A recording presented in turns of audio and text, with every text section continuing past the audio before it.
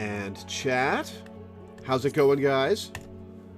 Welcome back to Final Fantasy XIV, where today we're going to be taking a little side trip, and we're going to be doing the Palace of the Dead with the regular crew. We're just going to see how deep we can get into that. I see that Minda and Danny are on. We're going to wait for Teddy, of course.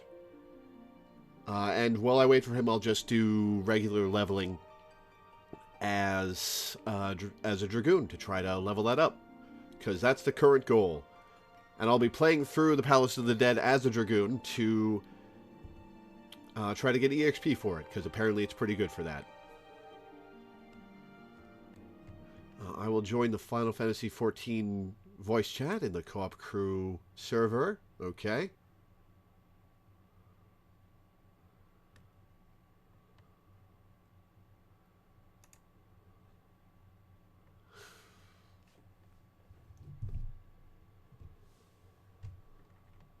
Hello. Hey, Danny. How's it going? Well enough. I've noticed you've stopped changing the title screen to your own one. I haven't done that in a while. I'm going to leave the title screen anyway, and it's not like I can...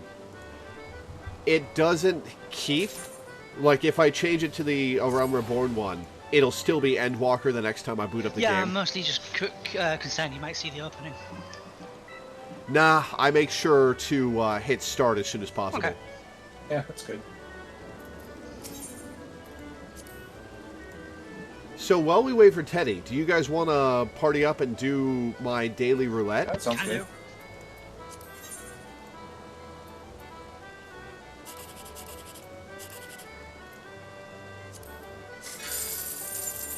Hey, 978, nice.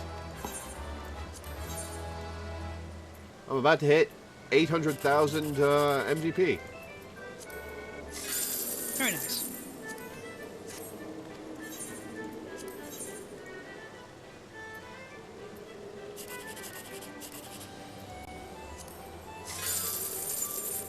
Hey, another 978. It's always nice. Oh, Danny's right here. All right. I logged out of the Gold Saucer as well. I actually happen to be in Quarry Mill already, but that's only because the it's right around the corner from where the White Mage quest giver is. Oh. So, like, when I finished unlocking White Mage, it's just where I was. Yeah, I gotta swap back to controller. How do I do that? Character config, swap back to controller. Okay. Alright, so... Already in my White Mage gear, so I am good to go whenever you want to queue us up for a roulette. Oops, hang on. I forgot to shut off my PS4, so I need to do that before I can plug in my controller to my PC. Whoops. Whoops. I, after about 2 years of attempting to purchase the damn thing, finally managed to buy a PS5. Nice. Yeah, you told me. That's awesome. Yeah. I haven't gotten to do much with it because, like, I bought it and then, like, the day after I finally acquired it, I had to work 3 back-to-back 10-hour shifts, and then I was busy with playing FF with you, and then I had D&D, and then I just have had no free time to play other video games besides Final Fantasy. But the next couple days, I'll actually be able to, like, boot it up and play some stuff. Awesome. I will probably end up playing Cyberpunk because I've been watching the new Cyberpunk anime and it is pretty great. Yeah, that made Cyberpunk get a lot of people playing it. Oh yeah, like if you look at like the Steam user charts, like you can literally see the day that the anime came out and people started watching and going, "Holy shit, Cyberpunk's awesome!" And I am one of those people, unabashedly.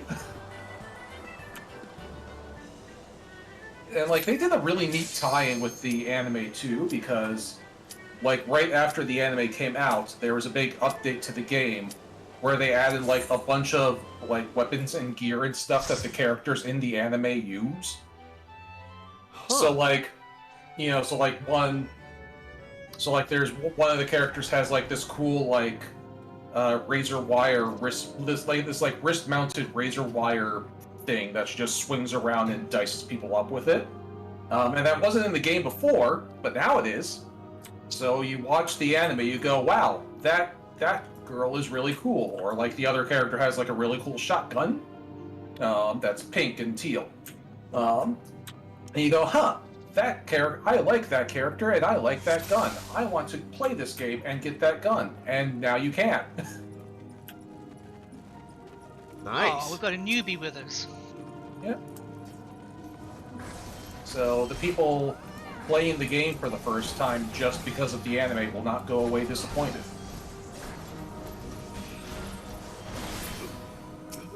We can hold more than this. Fair. I just know that options are limited early or something. Yeah.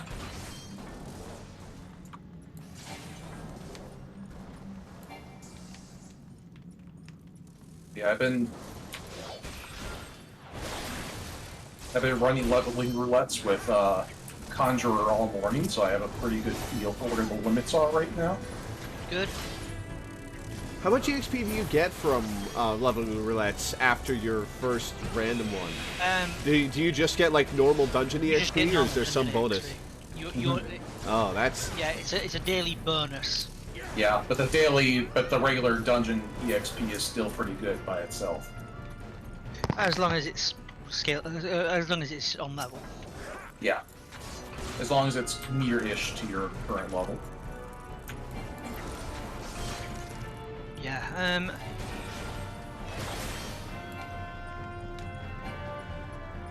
the biggest part about the roulette is it's scaled to your level.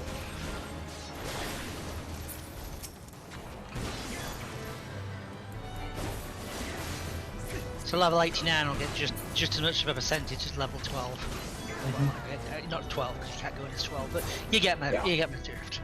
Yeah. Grant's power surge. Okay, it's a buff to me. Yes. Basically, whenever that buff drops off, you want to use that skill again. Yeah, it doesn't battle.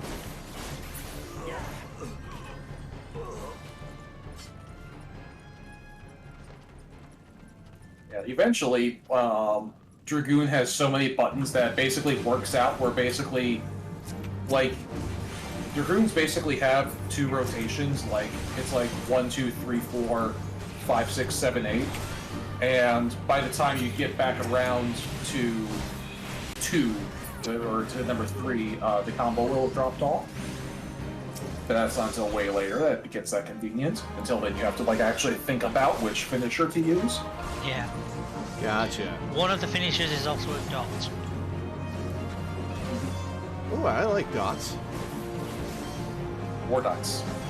It's actually the one that comes right after the distant battle branch. Yep. So what is our Red Gawain at the moment? What class? Thaumaturge. Oh, cool. Little babby black mage. Yep.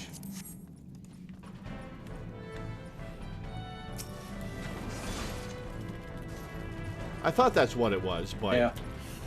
It's honestly, that still happens to me too, is I will see the icons for the classes and I'll forget what they are because I'm so used to seeing the job icons.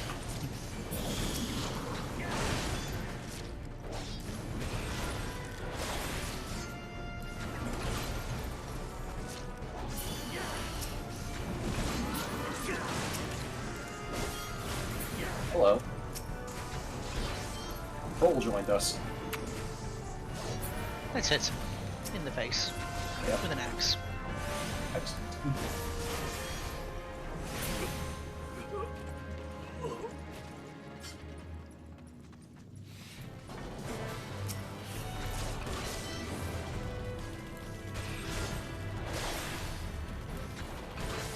Not actually touch that chest. Oh well.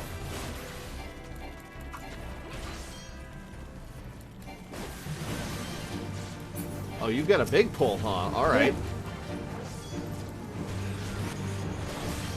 At this level, the big pulls really only benefit Danny, since he's the only one here with an AoE. But I'm pretty sure Ren's got AoEs. I think he's up this too. Okay. That's something. But yeah, every little bit helps.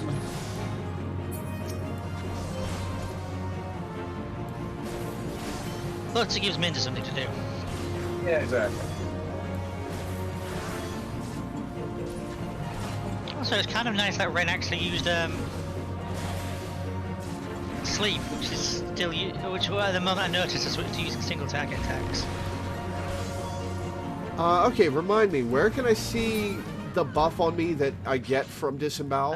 The very top of your screen. Ah, there it is. Okay. Yeah, to the left of your buffs. In sort of middle-ish will be your debuffs, which will be important for some fights, and then at the right are your free company buffs. Also, yeah, to the right is where like your permanent buffs will be, like free company or food. To the left will be like the temporary buffs, like your power surge, and then dead center of your screen is where the debuffs are. They can be moved around separately if you want. Oh yeah, they can't be moved around separately, but that's where they are right now. Yeah.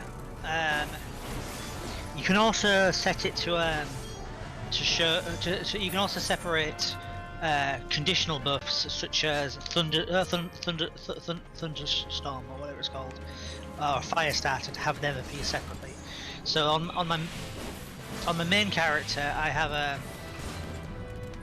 that would be very useful for like Paladin. Yeah. For my main character, I have buffs like the conditional buffs like that on my just above my hotbar, so I can easily see what I've got available to me. And I have the debuffs enlarging so that they're a lot more noticeable. That's something that always bugs me, is that, like, you know, Dark Knight has this big, huge UI element to show off how much whatever blood gauge they're filling. Meanwhile, Paladins, like, half of their damage comes from Confiteor. Confiteor. And the only way you know how many Confiteor stacks you have is by looking for this tiny buff that gets lost in the middle of all your other buffs. Yeah, as I said, I've moved those buffs so that they're in an easy to spot place. But it would be nice if if Holy Spirit Requiescat stats and Fight or Flight showed on the actual gauge. Yeah. Like, I mean, Scholar has a whole gauge for their fairy thing, which I never use because I don't do Savage content, and so you don't need that cooldown. I mean, it's useful against the boss. You can just fire and forget it for a while.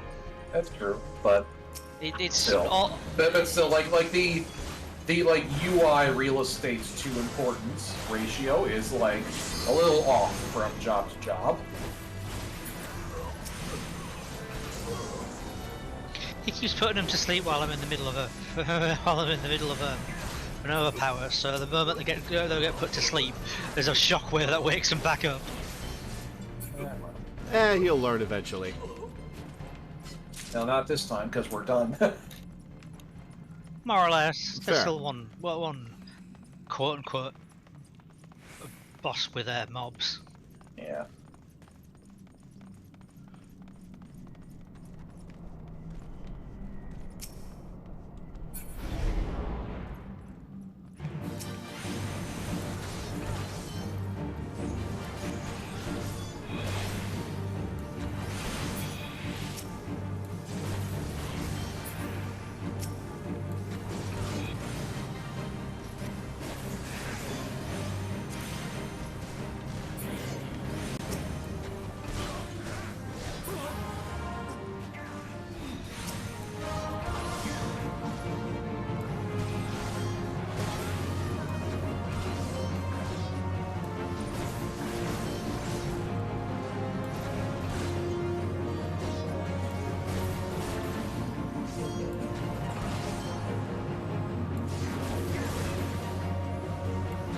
guys are really slow. Oh, he used Addle. That's cute. Addle lowers the amount of magic damage an enemy does by 10% and physical damage by 5%. It's very useful in high difficulty content because you see a big attack coming, you can use it to make it less lethal. But against minor enemies, it's rather negligible. Yeah. We'll be going in from the beginning, Count Bob, but while we wait for Teddy, we're going to be doing my daily leveling roulette and maybe a little other stuff. Alright, Ren's just waiting for us, so come on in.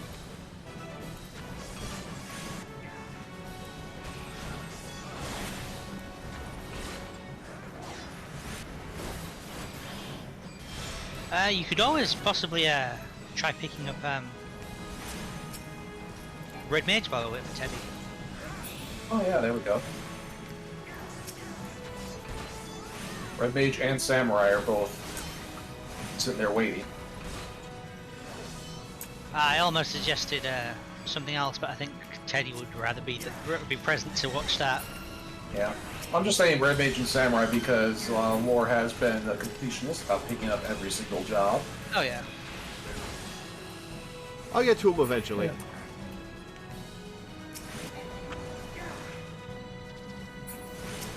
Yeah, well, and plus that other thing you were about to suggest is now that, we have 10 minutes. We start down on that kind of activity.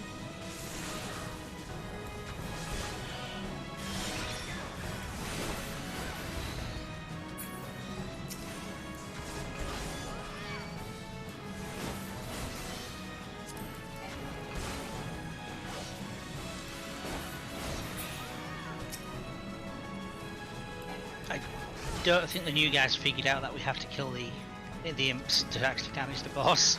I don't think he has. He's doing a good job at keeping Thundermint in. Yeah.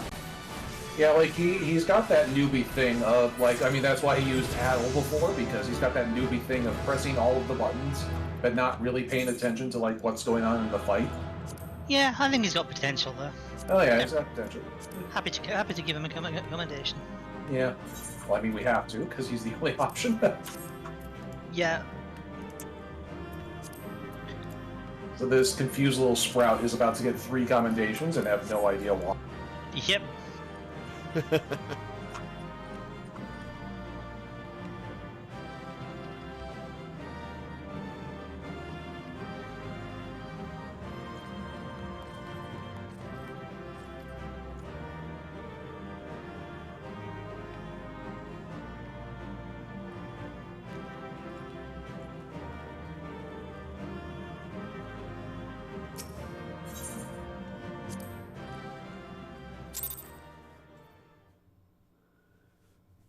Teddy might be busy today.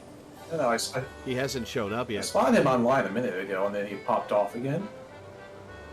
Haven't heard from him though, just saw him online. Well, he'll come to us in his own time. Yeah. Oh, that put me to 35, so I can go do my Dragoon Oh, quest. there you go. Yeah, I can do my warrior quest as well. One sec, I need to take some meds. Yeah. Yeah, I did my Leveling Daily already, so I did not get a massive boost in XP.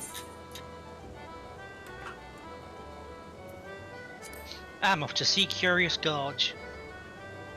Huh.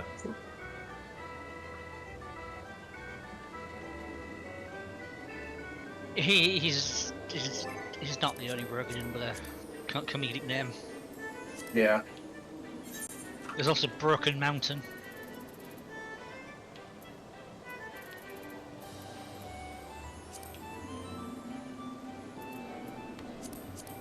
And everybody's favourite Careless Whisper.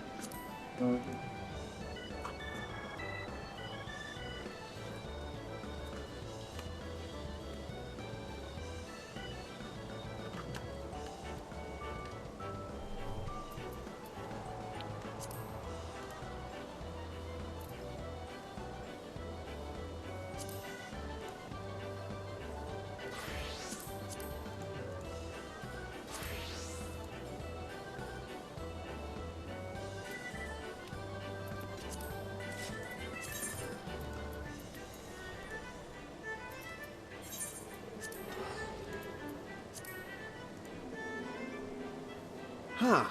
Oh, Laura, I forgot to mention. I only just thought. You should check to see what titles you have now, because I bet you got like at least a title for completing the Black Mage quest up to level 50. Oh, sure. I'm not sure. Where do I check that out? Go to Profile. And then title. Required titles. I don't think there are ones for the level 50s. Oh, there aren't. Yeah, you're right. Level 60s and 70s do though. It is under your character profile. Like your your literal character sheet. Required titles. I have Gambler and Fashion Leader. Oh.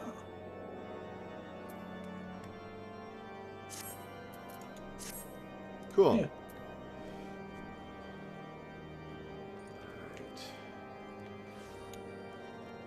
I stabled Pixel, didn't I? Yeah.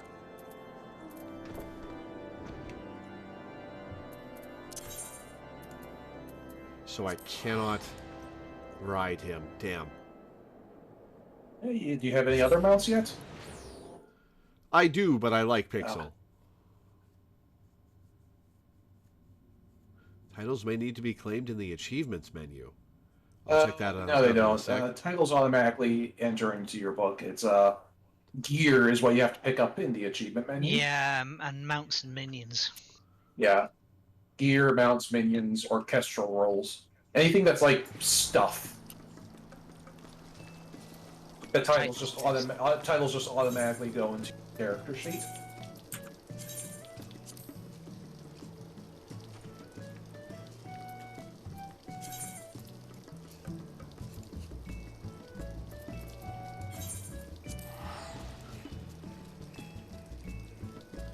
Do-do-do-do-do-do-do-do-do.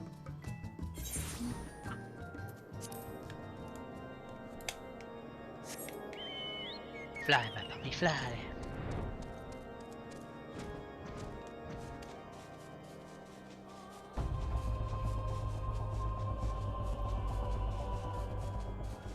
Ah, there's the good Kurthus music.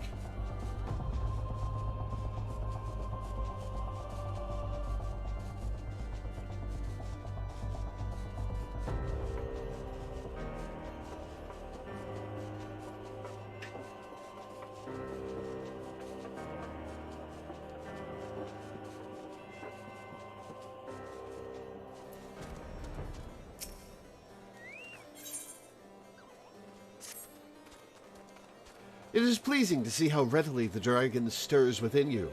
You show great potential, Lore, a potential that may well prove the difference between victory and defeat. Astinian is no ordinary dragoon. Even when set against the legendary Azures of ages past, the man is considered second to none. Well, he'll soon be second to me. Such is his prowess, in fact, that the day he was chosen by the Eye, it was proclaimed that Haldrath the Dragon's Eye had been reborn. I mean not to disparage your skills, Lore, but to pursue Astinian in your current state would be tantamount to suicide. I don't know, man, he ran away from me. As promised, I shall train you in the way of the Dragoon, that you might face Astinian as an equal. Before we commence, however, it is only fitting that you are edified regarding our origins. It all began a millennium past, when our forebears resided in the southern plains in humble circumstances. The Fury, impressed by the spirit of our ancestors, decided it was meet that she make them her own. So did she appear before Haldrath's sire, a man of courage and integrity named Thordan, and bade him lead her people to the promised land, to what would become the great nation of Ishgard. Their journey brought them to a wide chasm, whereupon Thordan and his people set to building a bridge. It was then that a dark shadow descended upon them, the great worm Nidhogg. Heedless of his own safety, Thordan fearlessly charged at the colossal beast. Alas, he was pushed into the chasm by one of his own, a man seduced by the worm, and fell to his death.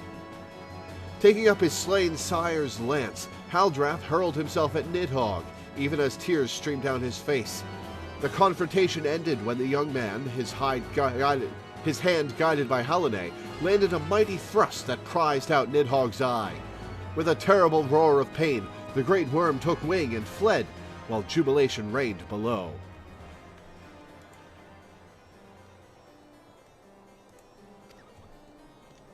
Ishgard's priceless relic is none other than the eye taken from Nidhogg that day.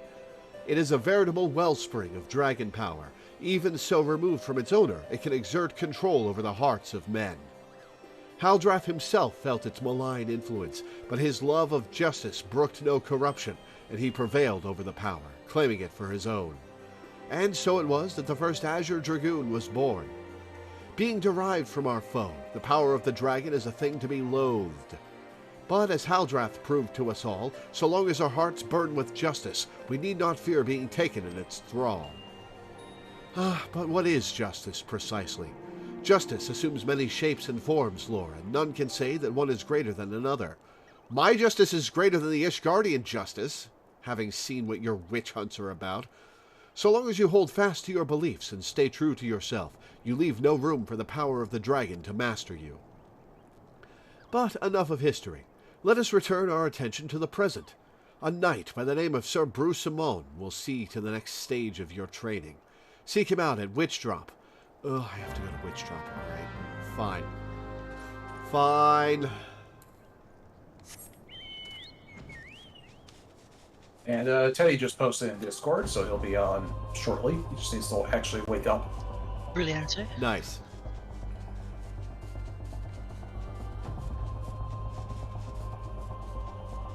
See, normally it would be me who has trouble waking up at noon, but I solved that problem today by just not going to sleep. I got up at 3 p.m. Yeah. I woke up at 9:30, which is normal for me. Why didn't you sleep? Well, it's like I work nights, and usually what happens on days like this is like I'll get home at like 8, take a little power nap, and then get up at noon for the FF stream. But I don't work tonight, so I decided to just stay awake through the morning, and I'll sleep after the stream.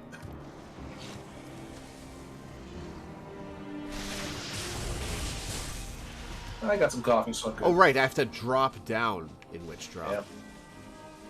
Oh, cool, your mount automatically flies. Mm-hmm.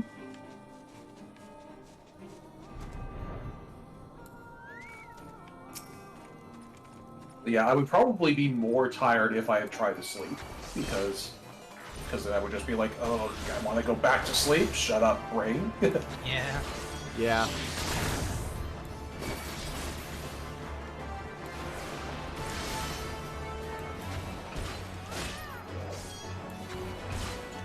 Oh, I missed. I forgot that could happen with melee.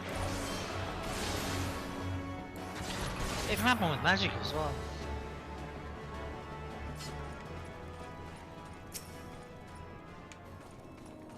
Ah, there he is. Yep. So, the adventurer seeks to become a dragoon. Ha! Sir Alberic speaks of legends and chosen ones, but I would see you prove yourself in a more practical fashion, with your lance. Defend yourself. Trained death gaze. I have to kill these Vodorigas first. Oh shit, it aggroed to me. Then it should follow you. You don't need to do anything else. You can let Pixel help you. Oh yeah, I don't have him on my hotbar. Oh shit, I'm gonna die. Oh, I'm gonna die.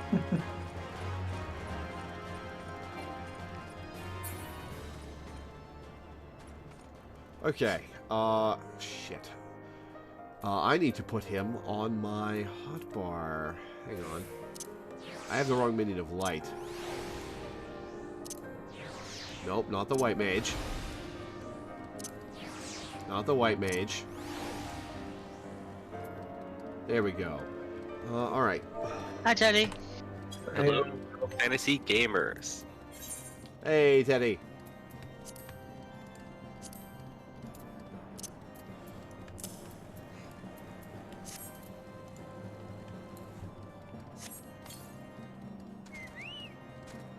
Alright, Pixel, let's try this again.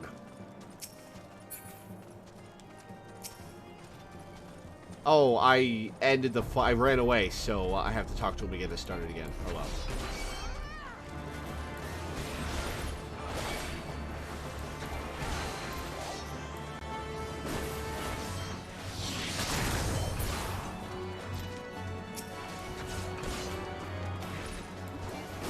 I was in the area, so I thought I'd help clear these out for you. Thanks.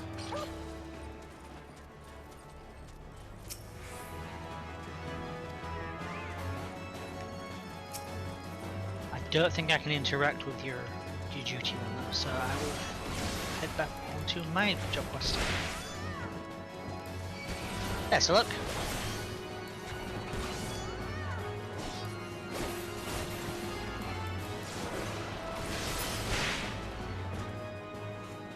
Much easier that time. The dragon within stirs, resonating with the soul of the dragoon.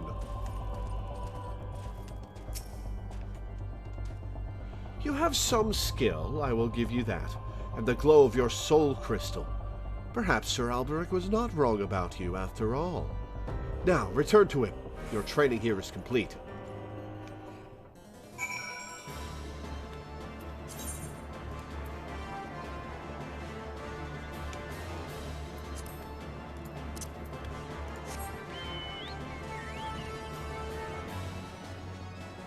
Let's get out of this horrible place.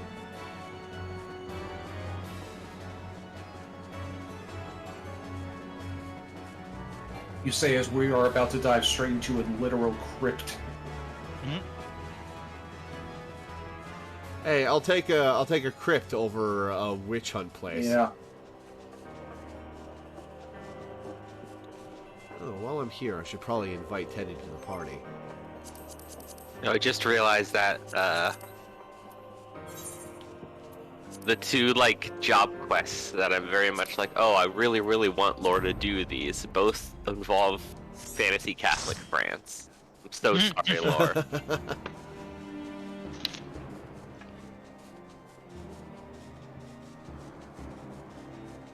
Both with very different attitudes towards it as well. Yes.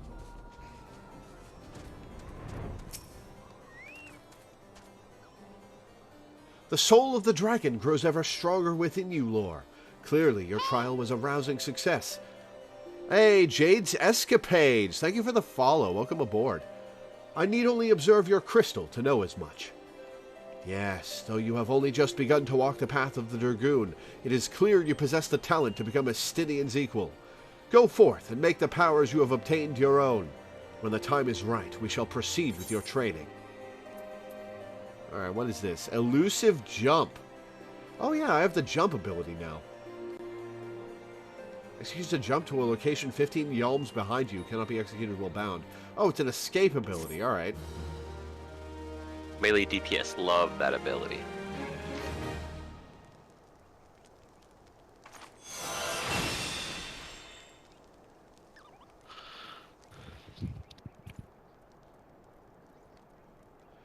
Alright.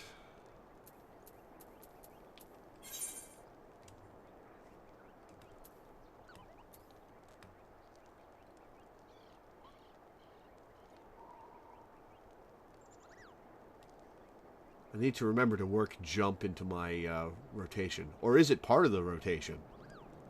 Standard It's jump? part of the rotation.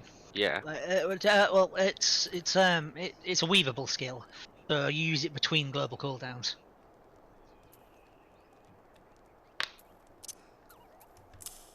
So you can use it between main attacks. Gotcha. Basically, you just use it every time it's off cooldown. For a little extra bonus damage. Elusive jump, meanwhile, is an escape mechanic. Feel free to use it.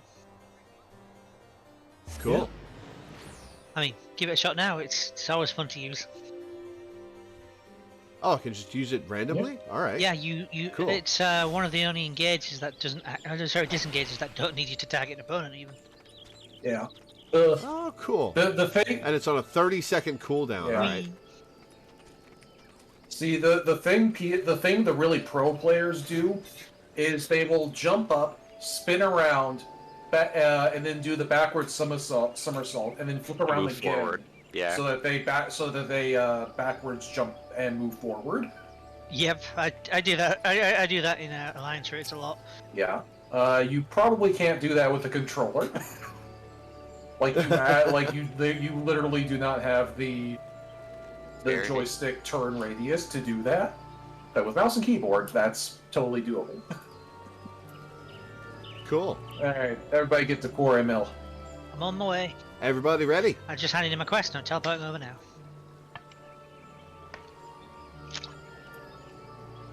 I got Steel the Cyclone. Nice.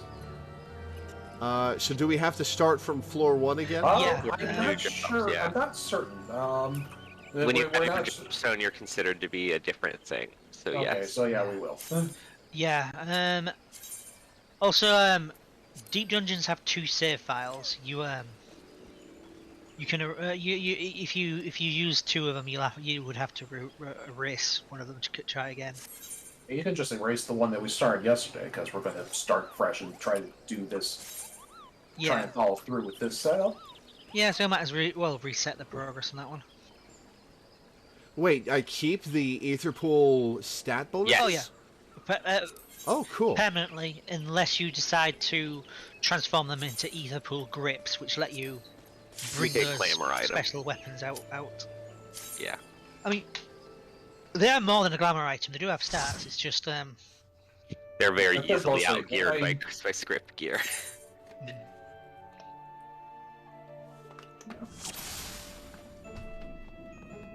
Oh, silver coffer. I still think it's so Cool delightful. that there's permanent progress. Oh yeah, It's cool that there's permanent progress. yeah. That makes this a much more attractive experience. Just to, yeah. Oh, I yeah. mean, to be fair, You're- most roguelikes these days do have permanent progress. God your damn. permanent progress is synced down depending on your depth into the dungeon. I think it's like your current dungeon level plus 10 is the Aether Pool level that it's synced down to, or something like that. It's incredibly vague about it. Well, right now my arm is synced down to 5. Mine doesn't tell me exactly what it's synced down to because it says plus 99, but it's orange and italicized, which means it's synced down. Ah, okay. Mine is 5, but it's being synced to something. Yeah. Yeah, same. Mine is 6 and being synced.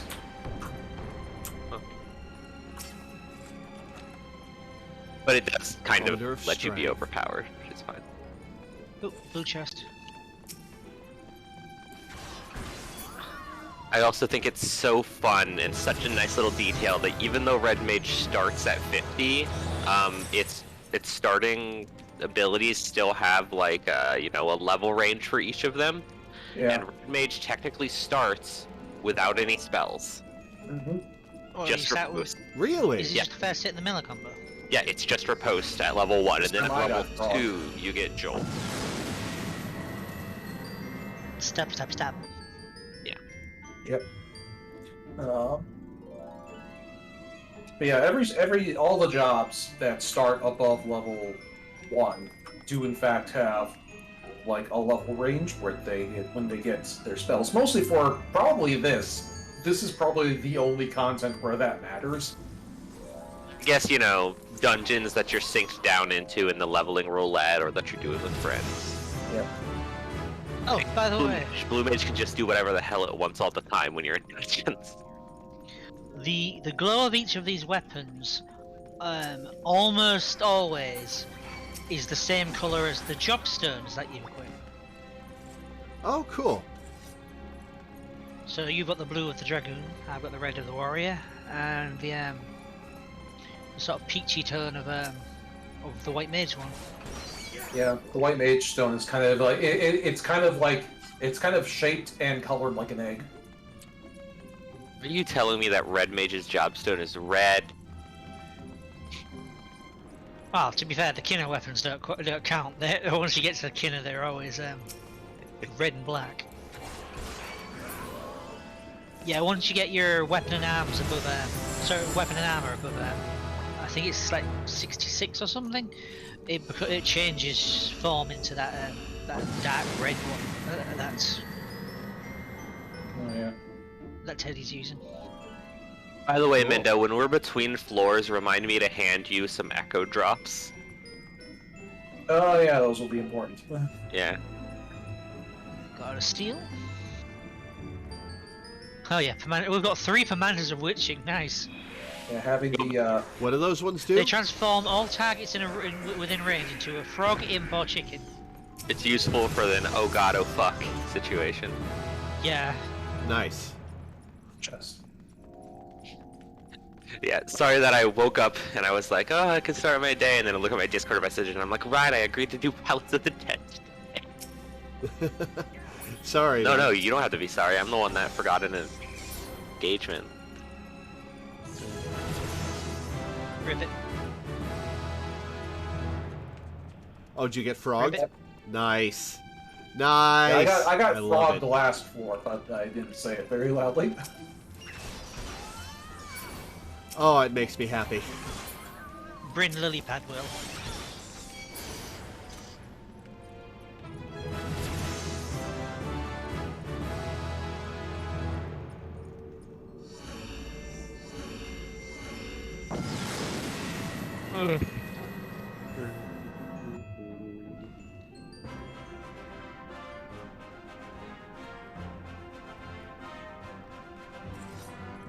It always feels kind of spontaneous to me when the music changes. Yeah. This one's a one that shows cutscenes usually, I think. Well, we did this floor already, so it's not showing it. No, the music. The music changes. Ah, Yeah, the music I think is mostly used in mid-scenario cutscenes and stuff. oh, I'm silenced. Ah, I'm silenced and pacified. All I can do is auto-attack. Can't believe Palace of the Dead is... wait, no. Nah, that joke doesn't have any water, never mind. Sometimes you just gotta bail.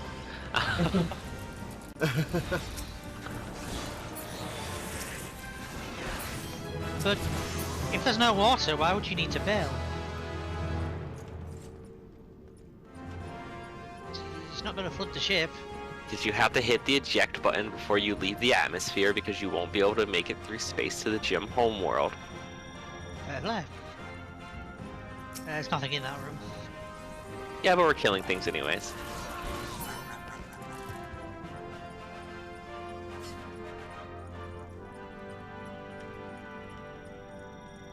It's what we're all here for in the end. Get our murder on. Well, by the time maybe the Palace of the Dead, but by the time we're done, there'll be a lot more of it. Yeah. I'm surprised that this Dead glamour 2, died dead red harder. so well. Yeah. HP MP maximum Yeah, increase. sometimes there are funny little bonuses on floors. Some of them are Nice. good, some of them are bad. For instance, the bad one is we don't have a mini map on. Oh wait, no, I just got rid of it. Never mind. I accidentally pressed the button and got rid of it.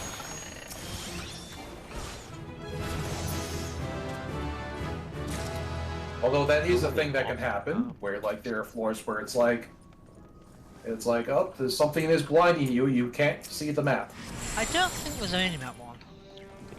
Oh, I got pacified for 30 seconds. Damn.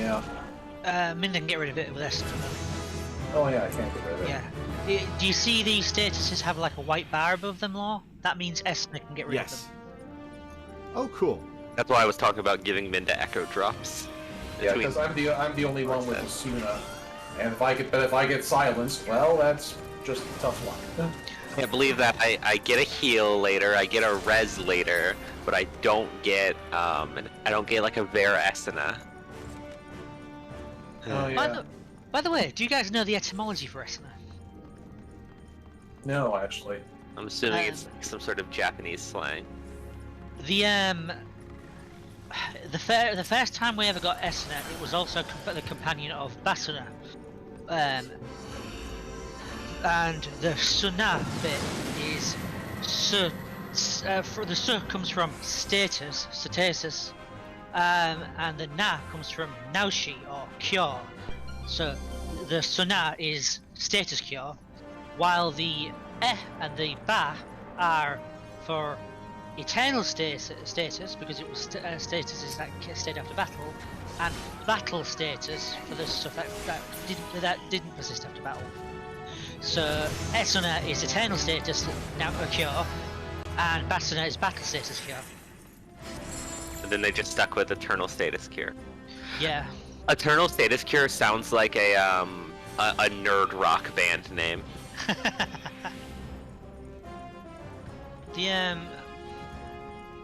There are a couple of games that did still have Basuna in some way, shape, or form. Like in. Wait, what does Basuna do again? Battle Gets Status Cure. Gets rid of battle status. It's like paralysis. Like in Pokemon, for example, confusion would be a battle status, while paralysis would be a eternal status. Yeah. That's a pretty good way to describe it. But How come you got toted and I didn't? Basuna is actually in Final Fantasy IV, but it's very limited in that the only way to cast it is to use a specific staff in battle as an item. That's weirdly specific. Yeah, there's a couple of spells in 2 like that. Sorry, in 4 like that. The dancing dagger has a cast. The one of the starting staffs has magic missile. That's fun. Also, I changed my mind. Eternal Status Cure sounds like the name they'd give a nerd rock band in Splatoon specifically. Huh. I'll actually have a copy of Splatoon in a couple months. Oh, wow. My housemate, Stax, who plays with us, who will be playing with us sometimes, he bought a couple copies for the esports club that he runs at the local high school, and then he was given a bunch of codes for the game. He was given a bunch of codes for the game by the esports organizations. Nice. So he's just going to give me one of the hard copies of the game once the current esports season is done. Well, Nice. Fair enough. I wouldn't mind playing it, but I can't really afford it right now. Oh yeah, I wouldn't be able to justify buying a $60 multiplayer game Oh. that I didn't know how much I was going to Well, play. once you can play my favorite PvE mode in any game ever with me, which would be great.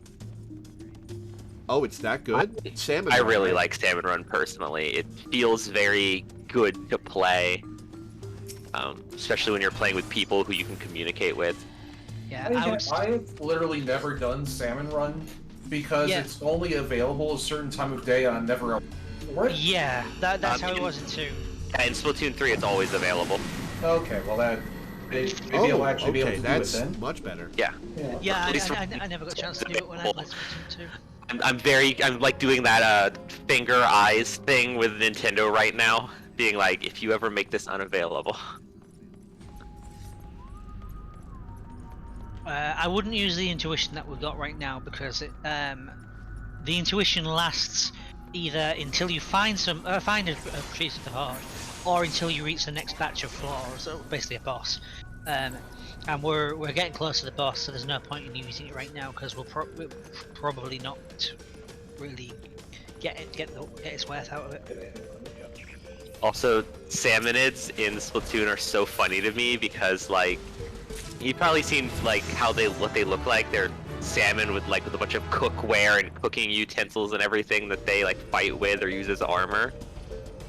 And they use those and dress that way because they consider the greatest like honor to be considered like desirable enough to be like killed, cooked, and eaten by like an enemy.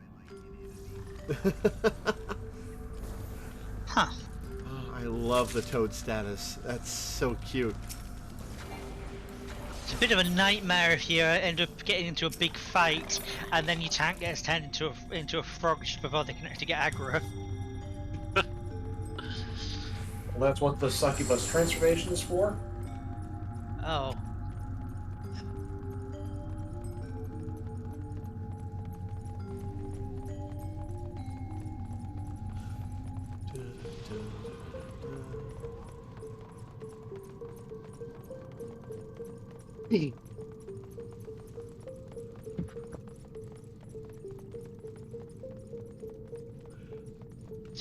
I don't know how long Splatoon games generally stay highly populated, but I imagine 2 months will be there will still be. Oh yeah, I people. mean, Splatoon 2 was still like very popular up until Splatoon 3's release. yeah, Splatoon 2 never died. Yeah, Splatoon. I mean, it's probably dead. It's dead now because Splatoon 3 is out, but I don't know. Probably not. It isn't. Yeah. Probably are still people playing Splatoon 2. It's dead now because Splatoon 3 is out on the same console. Yeah. Yeah. Like, Splatoon 1 had somewhat of sort of a, like, you know, teetering along with enough players to be functional throughout 2's runtime with a bunch of hackers and stuff because, you know, that's how it goes. But Splatoon 2, the moment 3 came out, it was, like, dead in the water. Yeah, Splatoon 3 was the bullet in the gun. But it's weird because it's not like it was slowly dying or anything. It just spontaneously fell over dead when Splatoon 3 was released. Yeah. My favorite goof though was people coming back to Splatoon 2 from the Splatoon 3 demo and their plaza being filled with people doing welcome home cheater image posts.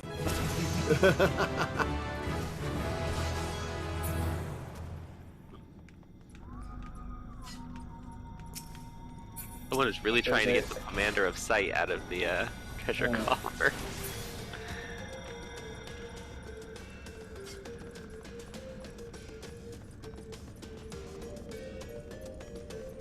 Okay, so now that a sight's being used, there is, if there's any traps on the floor, we'll be able to see them. Sure, I'll Lord, take you it. want to use this? Oh, fair enough. And he was like, Mine. Yeah, if there's any traps on the floor, they'll appear as a red glowing sigil. You can see one in the corner in this room. Oh, yeah, I see it. Just for fun, I'll go step on it just to see what it does. You can tell by its shape. Yeah. So, like, if it's I don't. I see it. Okay. Another side. let me get close enough to see it. That's an explosive one. Okay. So let's not all stand next to it together because we fight. So somebody besides me step on it because I can res people. Oh, would you like I'll to go do explode? it. I would, as a matter of fact. I'm fine. It's fine. Organs, bleeding's supposed to be eternal, right? Another Pomander of Sight.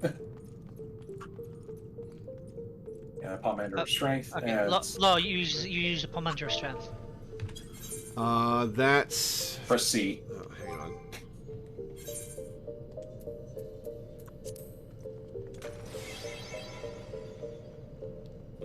Cool.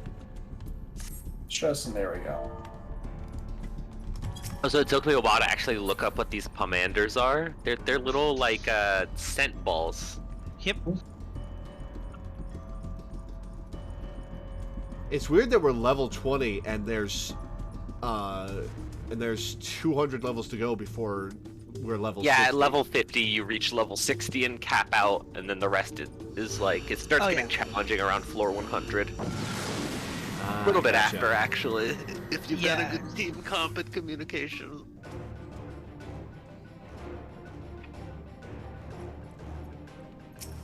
At a time. Which means you are going to get a little preview of what your job plays like for the next 40 levels. Or 30 levels. Yeah, you even get quest abilities from this. Alice Death Gaze. That's how it's pronounced, right?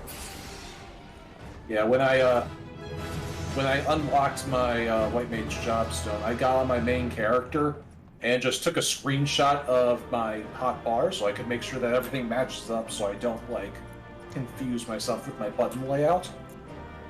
Huh. Oh, I've got a Phoenix down. That might be useful.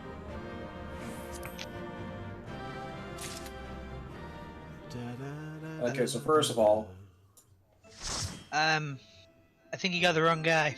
I did get the wrong guy. I just pointed at the first person to walk in and was like, take these echo drops.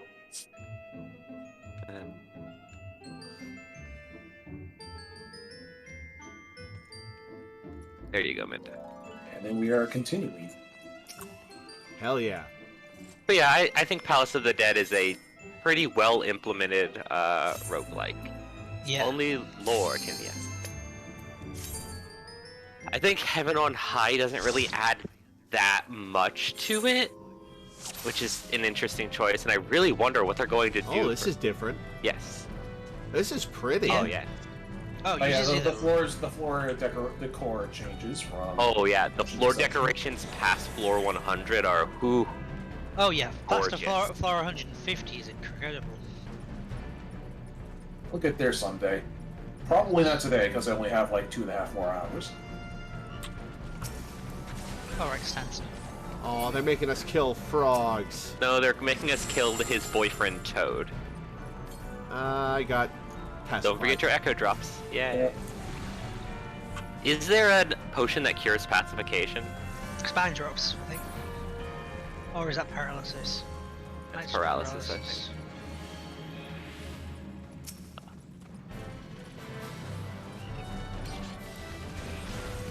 Oh, speaking of intuition, we're on the first floor of a bat, so let's use it.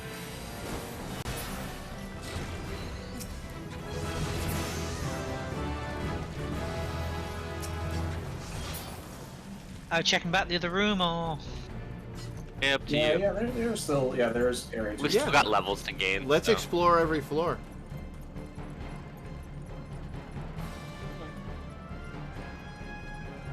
Yeah, generally speaking, it's not worth exploring the upper floors or the early floors, but whatever.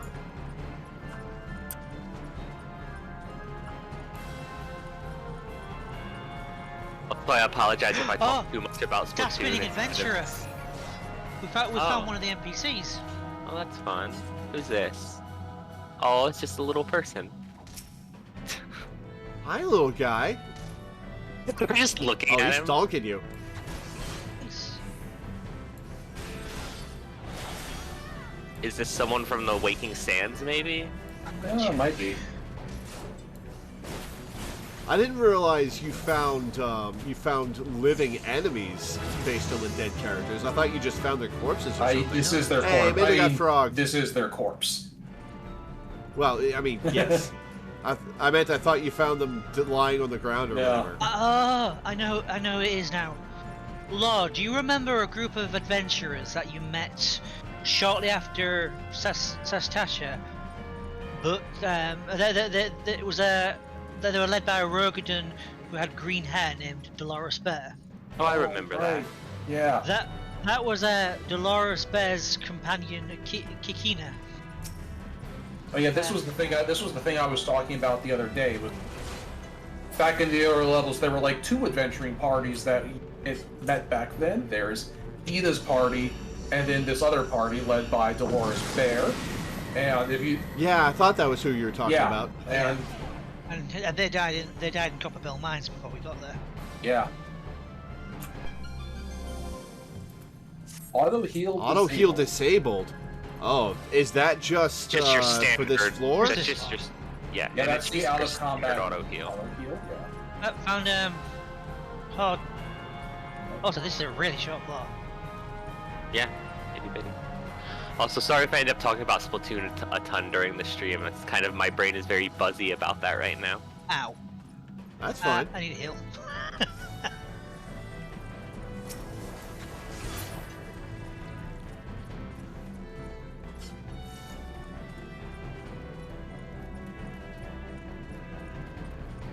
My brain really was like, now that the Splatfest is over, I can draw the Splatoon fan art I want to draw.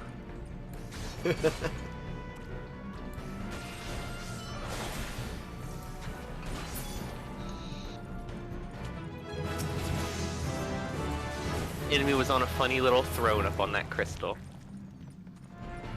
Not enough enemies are dead. Didn't we clear both rooms? Yep. Would you like Never had to? that. Would you like me to go? Never spawned. Would you like me to go through some of the NPCs that can appear? I mean, let's just see them if we run into them. Yeah, let me be surprised. Fair enough. It's pretty rare for them to appear though, so we got really lucky to see Kikina. And some of them appear even if you haven't reached the point of the story where they die. I don't think so. I think they had foresight about that. Hopefully. Yeah. Also, like, if you start reading off the list of names, there are some conspicuous spoil some things. That is true.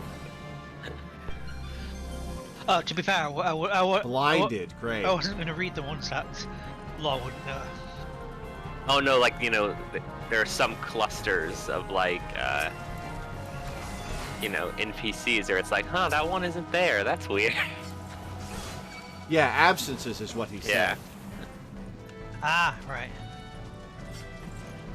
Yeah, now Teddy's on the now Danny's on the same page as Teddy and I.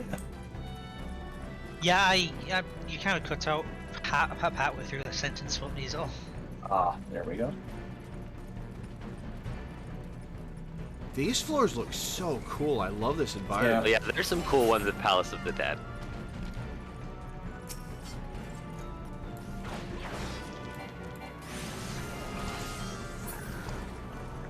Yeah, I'm just curious about, like, honestly, the thing I'm most curious about the next dungeon is the orientation, because, like, minor spoiler, but like you could probably infer from the name, is that like with Palace of the Dead, we are continuously going down. With Heaven on High, you are continuously going up. I'm thinking I would love for it to be wrong, so don't run ahead of me. So yeah, I would.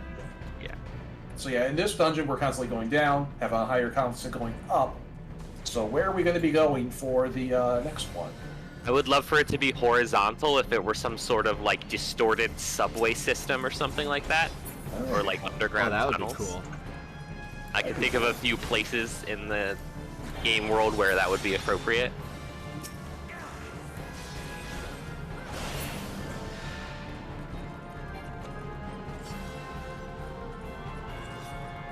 Oh, I have a Phoenix down. Yeah, we all got one. There we go. A couple floors ago. We're only able to hold one. Yep. What if rather than what if rather than actually going somewhere, it really is just one room that is constantly reshaping itself? Oh, like an entertainment. What if it was device or like the something? movie Cube? Are you talking about like an entertainment device or something, Danny? You might be thinking what I'm thinking of. Yeah. Oh hey, the sad cutscene music. Or the sad, you know, fight cutscene music. Yeah, the you killed my friend, I want revenge music. The job quest capstone music.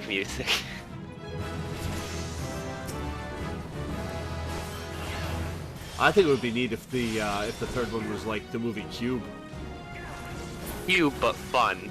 I'm gonna use intuition. Ah, there's one in this room! That was rather intuitive of me.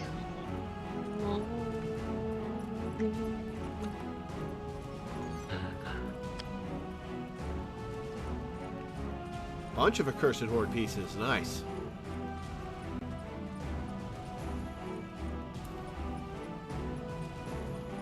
Here with an X. Here with an X.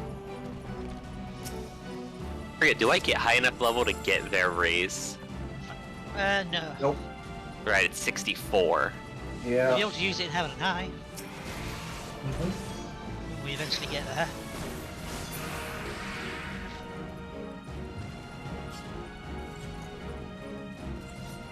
Just two expansions and some patch content to go through. Won't take long. You know, 2 expansions whose stories are each about as long as A Realm Reborn. At least the patch content. I'm glad they're not short. Oh yeah, like Yeah. every well- expansion's fleshed out. Yeah, well, like, the thing I was explaining to Laura before you started playing this game is that, like,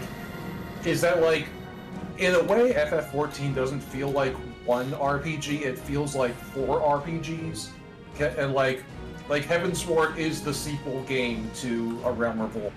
Yeah, it's just you can import your character across. Yeah. Like an old save bonus. Yeah, we've detected save data from A Realm Reborn. Yes. Would you like to start with your jobs from A Realm Reborn unlocked?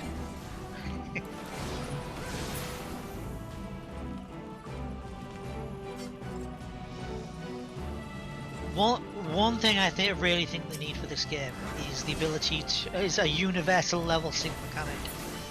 Oh, like you can go down like at any point. I agree. Yeah, because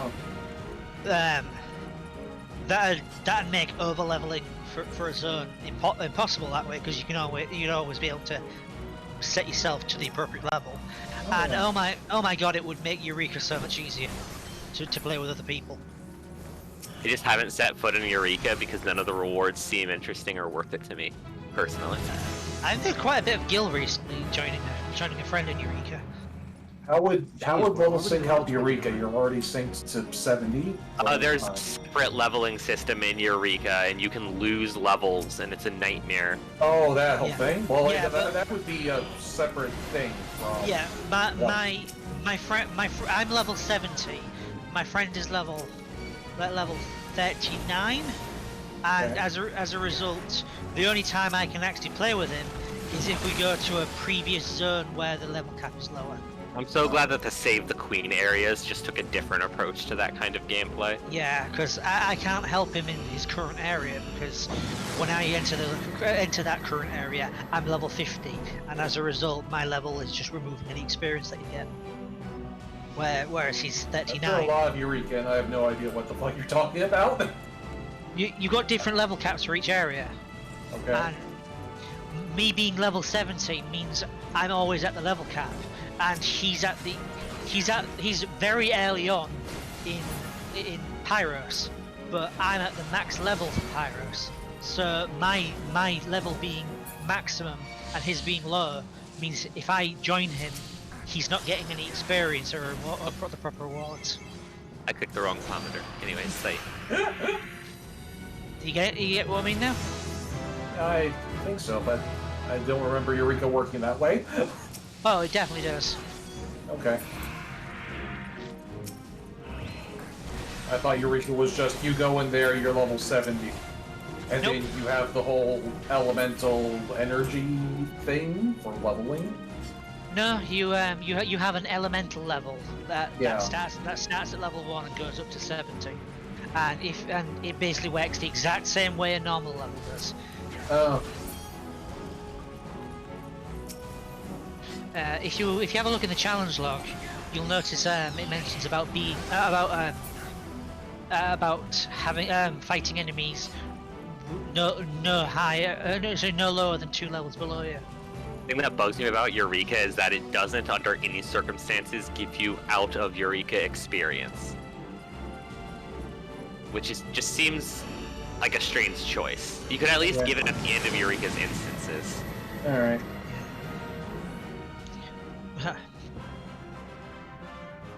Bodge is a little nice for that, because you can go in below level cap and it sinks you upwards. Yeah, Bozja is so good about that. Bozja's Zone 3 is the best way to level from 70 to 90 right now for time efficiency. Yeah. It's also the most soul crushing, so don't actually do that. I mean, I've gotten a few up from 80 to 90 that way, and I had a lot of fun with it. Yeah. Yeah, No. Wait, which way? Just a little different. Don't worry about it. Don't. Yeah, don't worry. It's just a liquid instance where it's like a repetitive piece of content that's fast for levels. And if you like repetitive content, then you'll like it. If you don't, well, there are other ways that are almost as good, so it's fine. And to be fair, if you're just going there for the sake of completing the said content, it's not all that repetitive. It's speeding out. Yeah.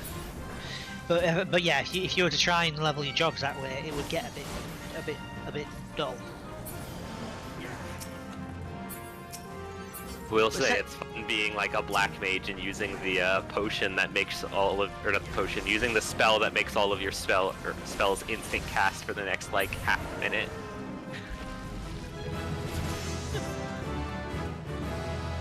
Oh, is that an upgrade of the one that I already have that makes my next spell instant cast? No, it's like a zone bonus thing. Yeah, it's a special effect in the area that you can get. Yeah, Eureka and Boccia both have unique skills that you can obtain.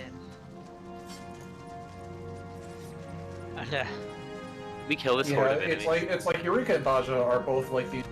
It's a bit like, or it's just like didn't catch any. it has its own set of rules for how it works. And it's very Yeah. complicated to figure it all out, and people obsess with it. I just go there for the weapon glams. Oh yeah, that and they were the strongest weapons that you could obtain during the expansion. But not by that big of a margin. Enough that if you were doing Savage, you were probably going to go after him. Yeah. Well, it's like the trade-off always is in those situations is that you'll have the relic weapons, which you get through some very long, very grindy process, or you can just like go into Savage and get Savage drops, which takes an hour if you're good. If you're very skilled. If you're very skilled. But it's much more difficult to do that because you need to be a really good Savage. Yeah, Take and a week to grind out the relic weapon. yeah, in order to actually in order to get that Savage weapon, you have to beat all 4 Savage fights of the tier, and in order to actually practice the higher tiers, you have to each week go through the lower tiers. Like my group's up to the 3rd fight, and in order to actually get to the 3rd fight each Tuesday, we have to do the 1st and 2nd fights. Oh, I got pacified. Oh, I gotcha. Thank you.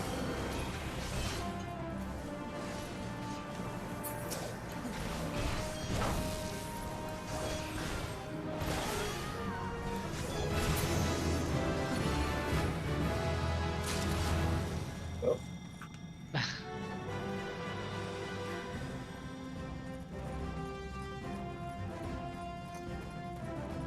Floor 18. More floors till 20. 2 more character levels and then I get my reject.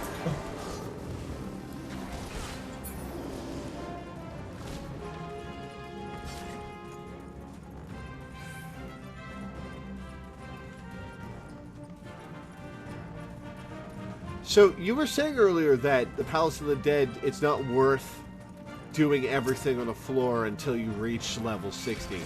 Do you think we should start rushing? No, it's not worth doing it after 60. Yeah. Because you're not going to be getting the experience. You'll still want to be searching rooms to try and get treasure coffers to upgrade your armor and armor. Yeah, it's a bit of a give and take as you go on through Palace of the Dead. When everyone's at maximum Aether pool and everything, and you have a full inventory of commanders, it becomes a situation where it's like, okay, let's just get through the floors because we're near the tail end. But of course, there's also the counter argument there is like, Well, when you're at the very end, you're scouring every floor for intuition. Yeah, and like, as you use pommanders, you're going to want to search more, but as you search more, you'll fight more and want more, and end up using more pommanders and need to look for more pommanders. And it's really a give and take depending on context, is what we're saying. Quite the juggling act.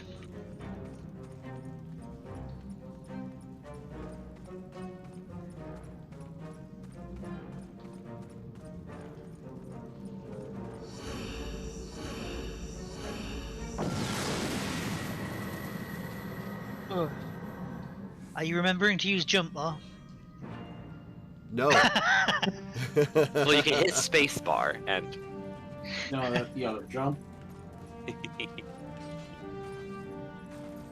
If there's, might as well use the safety if there's one in the copper. No traps on this floor.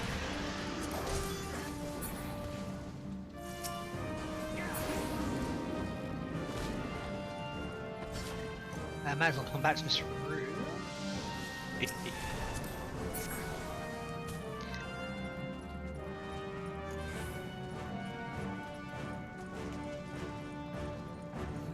You know, with the color scheme that you've got there and your outfit, you look like a Santa Claus mixed with a wizard from Discworld.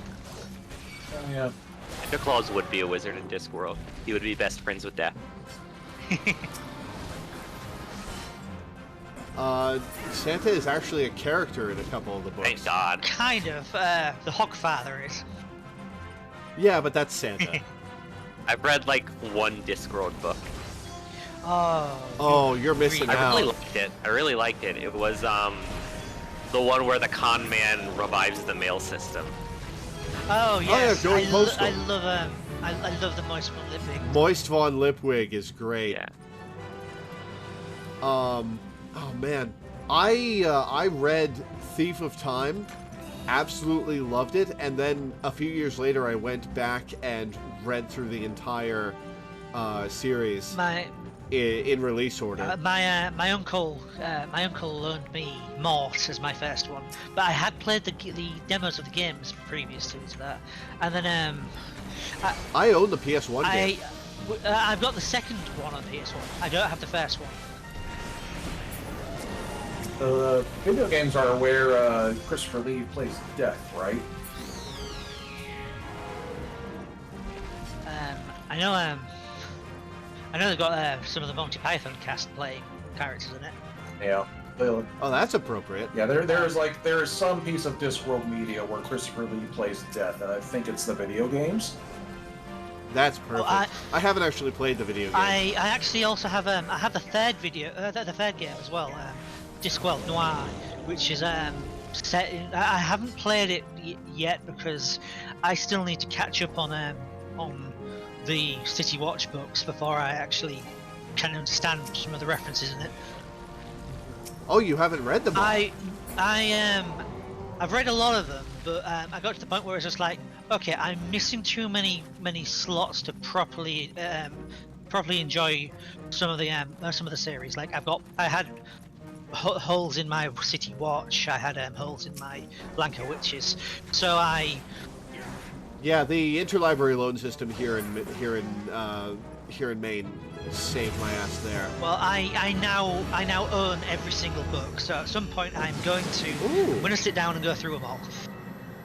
I have a friend. She has a Discworld podcast, which is neat. That is neat. Oh, nice. Here's the funniest thing about the Spurge. That sounds like a slur. Wasn't that the name of a Villian Mandy character? Pardon? Wasn't Spurge the name of a Villian Mandy character? Are we back on deck again? But I mean, yeah. death is a universal constant. The funniest thing about the Hogfather or the Discworld Santa is We can't avoid that. All right. Is definitely the fact that he's a primal. Yeah. Yeah. Yep. From what looked like The power of the belief Hogfather, shapes things. Oh, I mean, the power of in- belief is just like a major, Yeah. especially Discworld, but not just Discworld. There's gonna be a cutscene after this. Yeah, it's the same with Neil Gaiman's works as well. All right.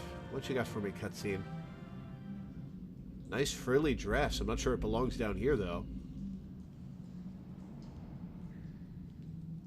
Oh, she's got an... Is that an Ahriman or an Ahriman pauldron? No, that's a baby Ahriman. Doesn't she look familiar?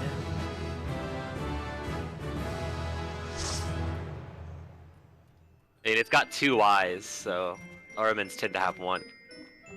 Oh, that's true.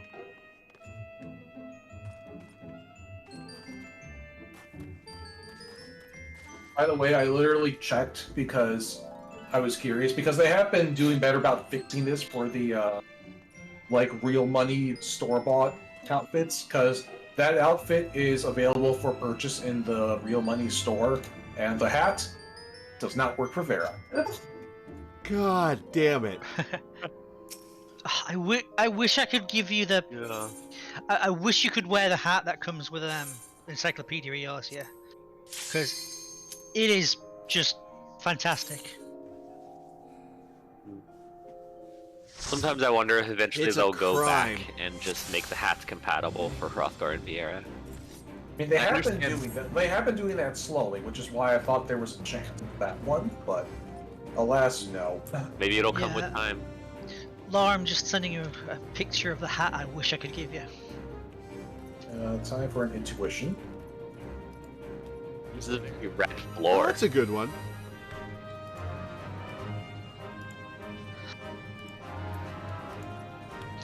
I've not used my code yet because it doesn't suit my tastes, but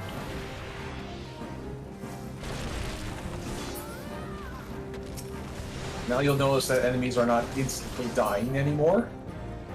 Yeah. Finally, a worthy opponent. and it blew up.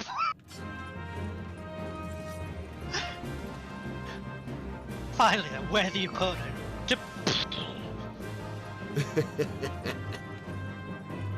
Because the traps do affect the enemies.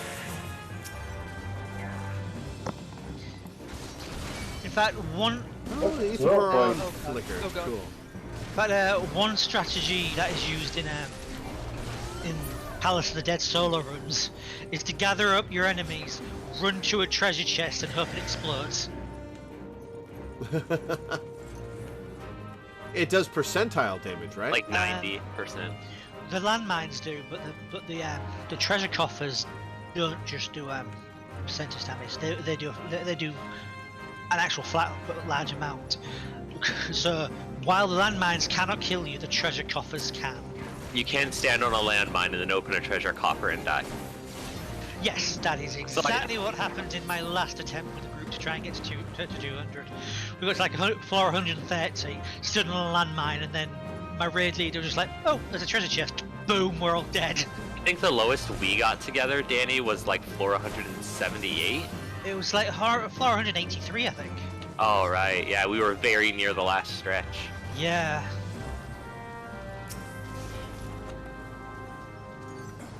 Already obtained a piece of the accursed horde. For some reason, you and I had swapped roles. Because you were tanking and I was healing.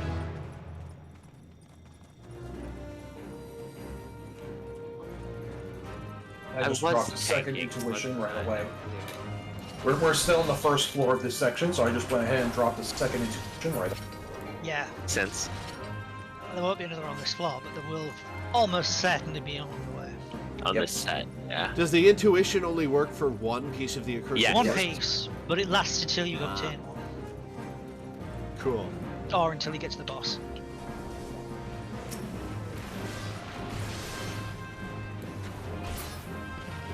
It's always nice when games have stuff that's like just going to be beneficial no matter what. Yeah.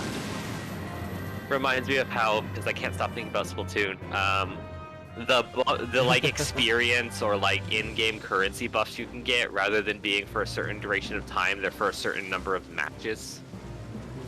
That waterfall would be really pretty if it wasn't sewage coloured. Ugh. Yeah. Ugh. Looks like we're inside of a stomach. I like the 11 to 20 layout better. Not a fan of womb levels then.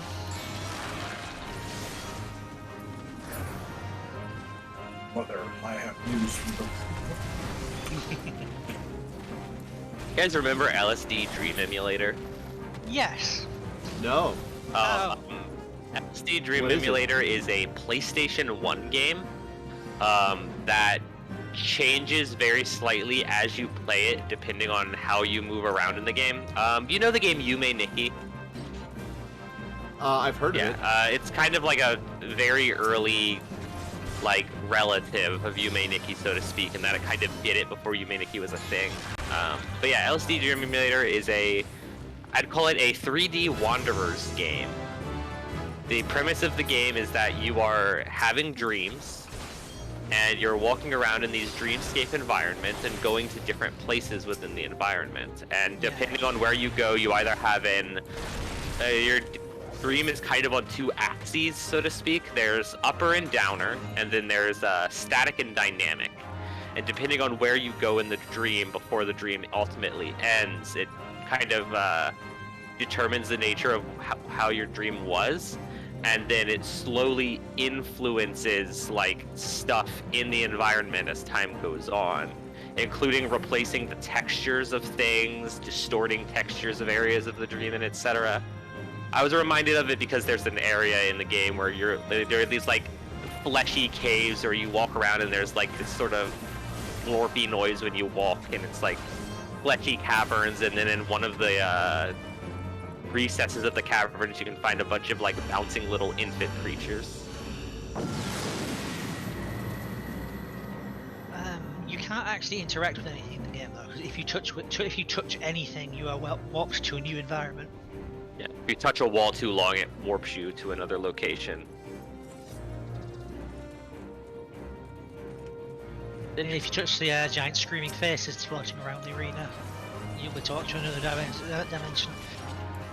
And some places have like fixed areas that it sends you to, while others just randomly throw you around.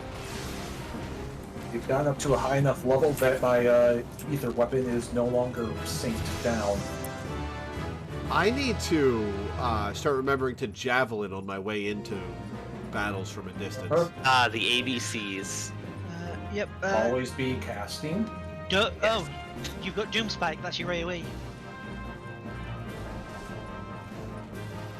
I will have to deal with that in a second when I have a second away from the front. You're only AoE for several levels. And then you end up with one of the best AoE combos of any melee. But only at the very tail end.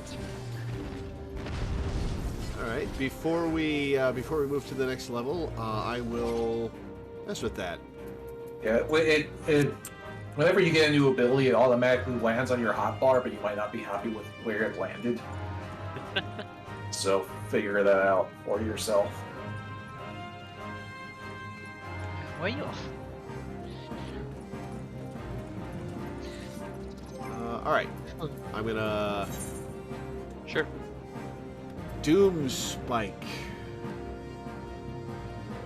All enemies in a straight line before you. Yeah, you stab the ground and make a shockwave.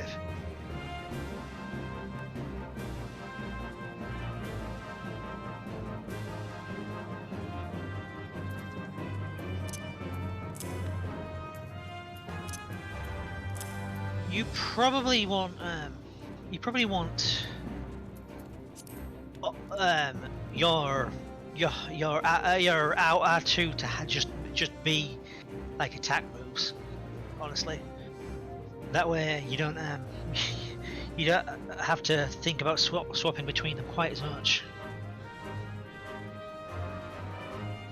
Since you're Yeah, no. Once I when I get new abilities, I'll be setting them to the set one. well, yeah, but all of those are set one.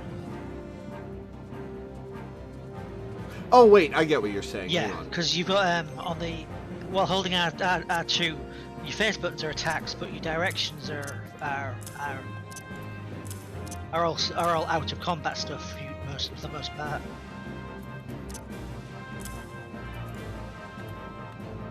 All right, I'm good. Cool.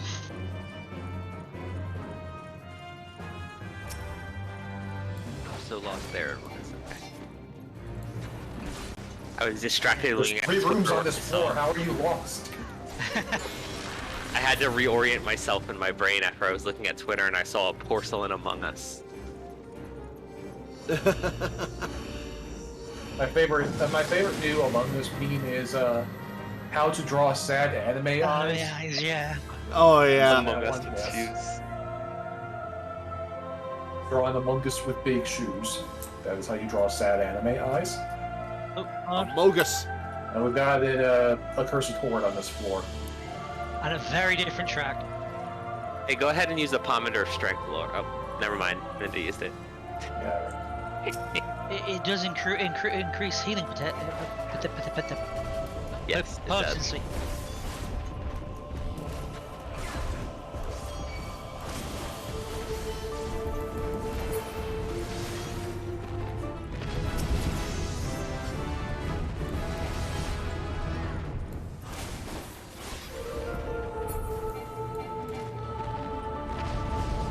Eventually, I'll get Mercure. These things move fast. And don't forget you got jump.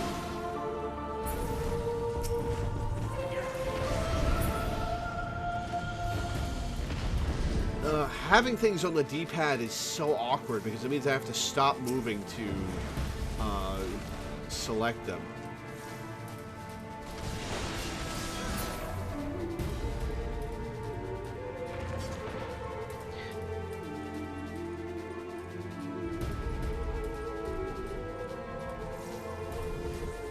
And I wish I had Mercure right now. Yeah, you will end up with so many moves that you will have to use the D-pad. So It's fine on Black Mage because you're mostly not moving there anyway. But hooray! I got home gang. I can become invincible now.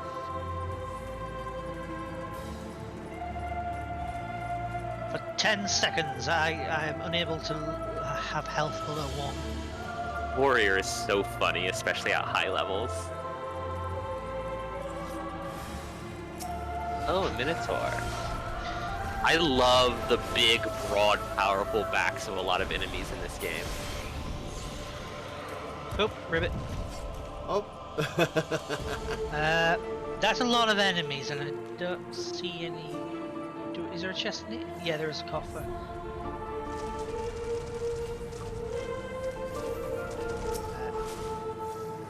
I will tank it in 2 seconds.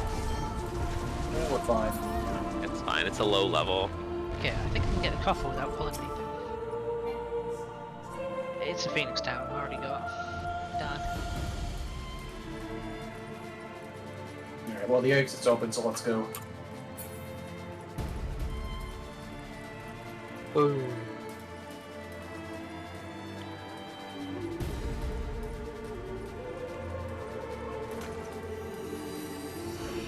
It's early enough that another intuition is justified.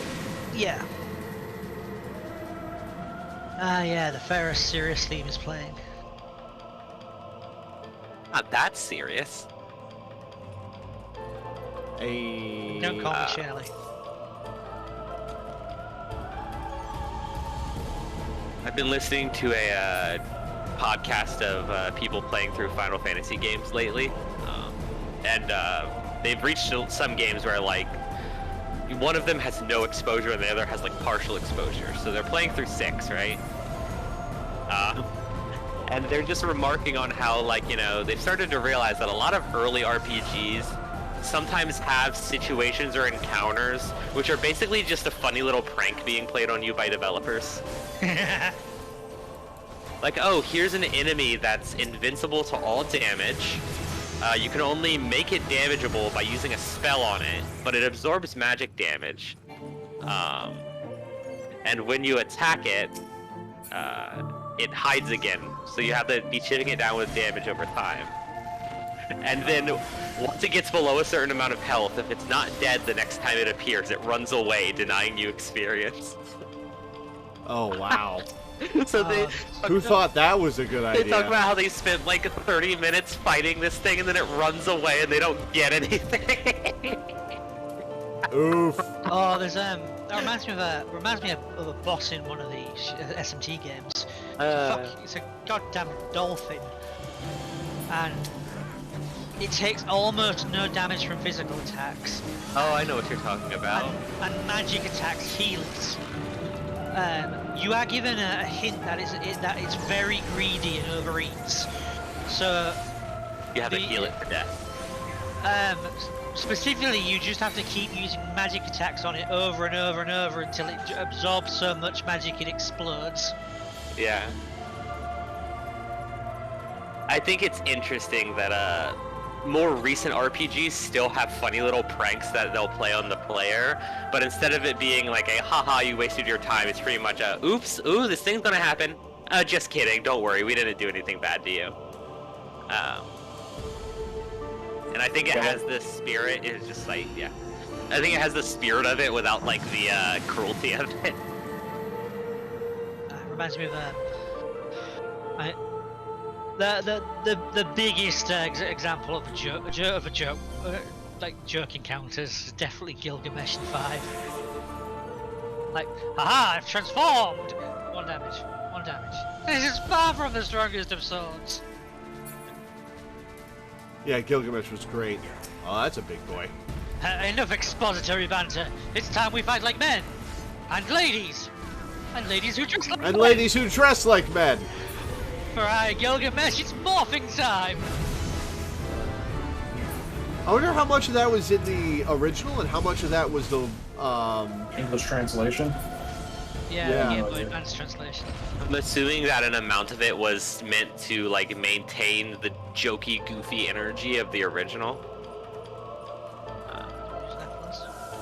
I asked because it did it. Anyways, what was that? I asked because apparently a lot of the goofiness in 4 and 6, and I'm only partway through 6, but apparently a lot of the goofiness from 4 and 6 was added by Woolsey. 6 definitely has plenty of goofy moments, regardless. They're still preserved in the Game Boy Advance version, which is a lot more faithful.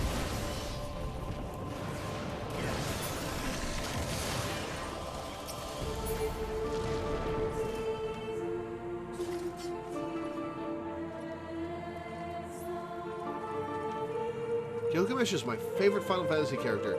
He is up there for me, but I'd have to think about who my favorite is. I could think about who's my favorite from each of the games. I think my favorite Final Fantasy character is Vivi. I like Faris. Vivi's great. I think my second favorite though is from this game. I like the lady who dresses like men. My favorite moment in Final Fantasy V was when Gilgamesh said it's morphin' time and morph beast all over Bart's. True. Yeah, I feel like this game finally, eventually gives us a red mage, like an iconic red mage character in my eye, though. What about Freya? Freya's a dragoon. Freya's a dragoon. She's both. She's not a red mage. She's both. She's not. She doesn't use, like... She doesn't use black or white magic. Yeah.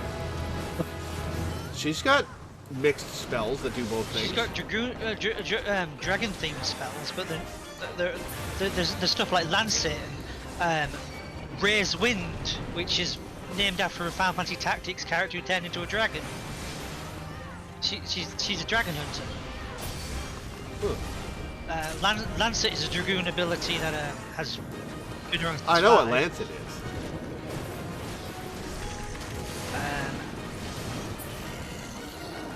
Maybe I'm misremembering her moveset. She was red. Like there have been a couple red mages in the series, like a character Terry's very familiar with, as well as a character called Elga in Final Fantasy Dimensions. I've never heard of the game Final Fantasy Dimensions. It's a mobile exclusive game, but no. It's Oh, I'm frogged. I am frogged. Hooray! It's not a gacha game or anything like that. It is a proper Final Fantasy game. Huh. It's a lot like 5, with a full-fledged job system and everything. I see. It's actually really worth playing. What generation of mobile devices was it created Oh, for? I'm no longer a I'm toad. unsure. But there's some really fun characters in there. I'm a fun character. I especially like there's a pair of twins, and I especially like the girl from there, Alba. She's very. She's basically Gal Palom. I see. Well, this hoppy little fellow. I'm remembering. What are you? Are you an owl? I think this is like. I think this owl-type creature is based off of an enemy from this. Sorry, I think some of the enemies in here are based off of Tactics Ogre enemies. There's a remake of that coming out in, I think, January. I say a remake, but it just appears to be the original with a filter over it. Mimic. Mimic. Oh, Mimic. Oh god. Oh no, a Yeah, chain with a mimic. It's fine. But we don't want to miss It's a what with a mimic? a Skatine here. This is why I was worried. If we still had the mimic, if all of you guys were asleep while we were fighting the mimic, we would have been fucked. For context, the mimics in Palace of the Dead, after a certain amount of time fighting you, use an ability that gives you a debuff that is horribly debilitating. Yep, called the pox. Noted. And the only way to cure the pox is either wait over 10 minutes for it to go away, or to use a Commander of Purity, which we've got 2 of, but if you They're haven't hard got to any, come you're screwed. If you what? You're If you screwed? haven't got any, you'll be heavily debilitated for a while. Yeah, the Commander of Purity. And it doesn't go away when you swap floors? Nope. No. Well, it goes away after each, 10 floor set, if that's what you're asking. No, I meant from floor to No. floor. Oh, yeah, I know. It stays for a little while. Yeah, it's about 10 minutes long. That's dumb. It's to add a dimension of challenge. Yeah. The good news is It can be interrupted. the ability is called Infatuation. It has a long enough cool timer and the ability to interrupt it with a tank or physical ranged. Another one. That is 5 pieces of the Accursed Horde. I wish we were on a deeper floor so they were better. But oh well. Yeah. Yeah, this is why people tend to speed rush through the lower floors or the upper floors, I guess, because you get XP to level up, but the loot in here is kind of junk. The deeper floors. Yeah. Floor 50 to 100 people tend to be going. To be fair, you can get minions and stuff which sell for a nice amount. Yeah.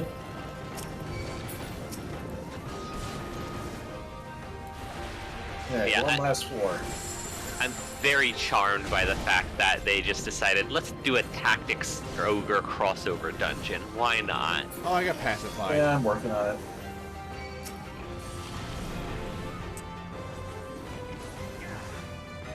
Wow, the Esseners were actually really generous this time, curing the pacifier from the melodies and the silence from the magics. It seems to do that automatically because every single No. time. No, it doesn't. Oh, it doesn't? Okay. Yeah, the amount of times I've been like, please, cure the silence, cure the silence. No, that was a pacifier. Ah.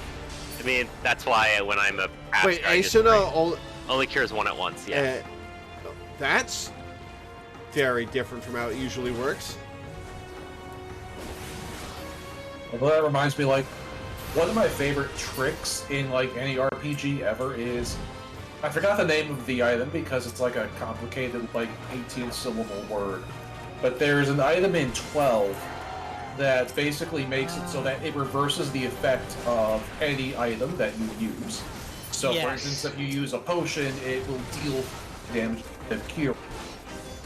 Yeah. So what you do is you equip that item, and then you use Remedy on the ball to inflict every single status ailment on them. Yep. Oh, so it's bad breath. Yeah. It's bad breath on... it's bad breath on crack, even, because, here's the thing. You can just, use spells to inflict those status ailments, but there's a chance that the spell fails. Remedy never fails. Oh, you all got pacified. So, it actually, There, that got rid of my silence. it actually, is way more effective than using these status ailment spells, because the spells have a chance to fail. Great. I love it when RPGs do that kind of thing. Yeah, that's pretty novel. I'd forgotten about that item. I especially love it when you fight an undead enemy in an RPG and you use a Phoenix down on it and it dies instantly. Yeah. Oh, Teddy got toaded. Not Teddy, Danny got Really? toaded. Yeah, it is. And like that strat makes like the game way easier because like every single boss encounter you just inflict every status ailment they are vulnerable to. Yeah, I think more games should have bosses that are vulnerable to status effects. Yeah, like the Shin Megami Tensei games. Or Earthbound. I find it kind of annoying that a lot of Final Fantasy games will just have bosses be immune to most status effects. Yeah. Most maybe it's just because I've only played a few SMT games, but most of the bosses I've fought are immune to status effects.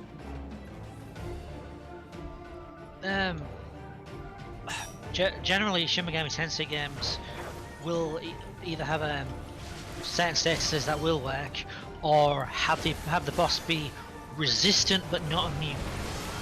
Yeah, or it'll be a thing where it's like they're resistant to most effects, but they're vulnerable to a couple, and you gotta figure out which is which. Just work it from there. Yeah, which is what I said first time. Yeah.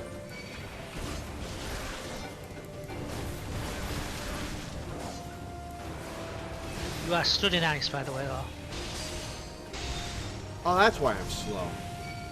Oh, get under it, get under it. Fear itself Right, is a about to do donut. yeah. About to do a big old donut. Yummy tasty.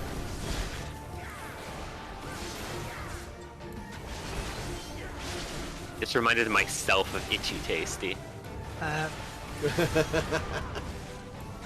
I unlocked Holy at this point. Nice. Finest lore file in any Resident Evil game.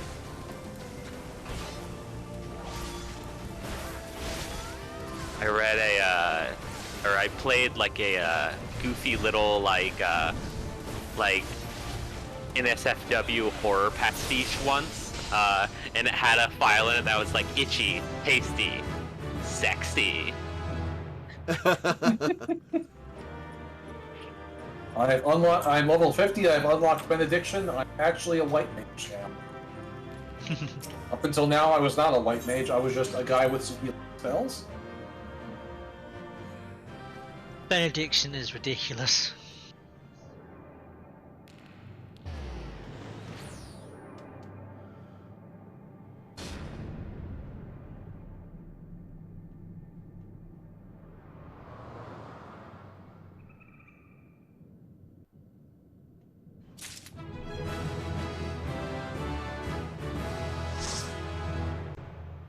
Oh, that got me to 37. Damn. EXP is ramping up. Yep, it's good for experience, as we said. Do you recognize the person in the cutscenes? I mean, it's not Ida, right? Who else is it then? I assume by ED you meant Edda. Edda, right? Yeah. She didn't have an eye patch. Well, she also hadn't fallen off a cliff while on fire previously, so who knows what happened to her eye. Fair enough. The little thing on her shoulder looks somewhat familiar. Yeah, right. Same for him. Yeah, it's not Ida.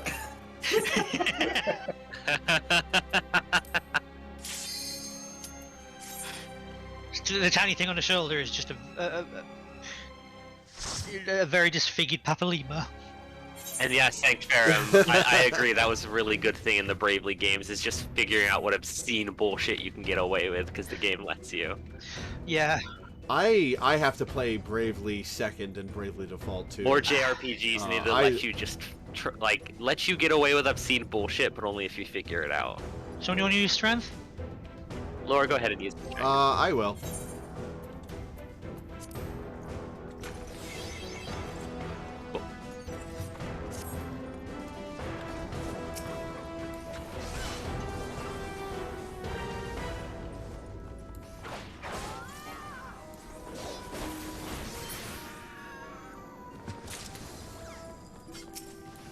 Yeah, I hear Bravely Second is pretty good. I loved Bravely Default 1. I've got that, but I've barely played it. I really need to, given how much I love Final Fantasy V. Holy. I've heard Bravely Second is kind of hit or miss for some people, but people tend to like Bravely Default too. That's the exact opposite of what I've heard, is that Bravely Default 2 was hit or miss, but Bravely Second was great. Oh shit. Stepped on the line. Have you been keeping an eye on your new abilities, Law? I have not. I will check that out in a And sec. we're level 50 now, so you just got your capstone, your AR capstone. Yeah, we...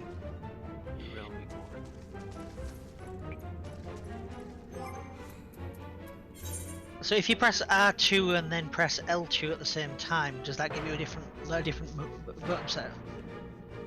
No. No, that's something we need to get set up then, because otherwise you're not going to have enough buttons. Ah, you've got Spine Shatter Dive and Dragonfire Dive. They're both jumps, except they move you rather than to move you back. So you can use them to leap at enemies.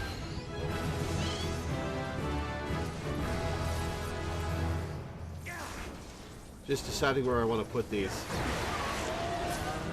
So,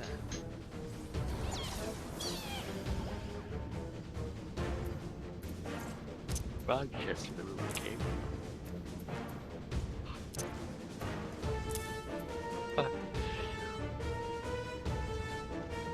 Is Spine Shatter Dive part of a combo, or is it just It's there? just there. yes, same Okay. with I'll do Dragonfire Dive instead. same with Dragonfire Dive. That's also just there.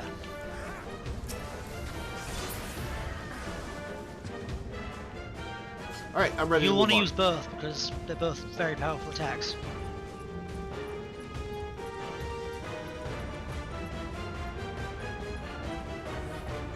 Also, new environment.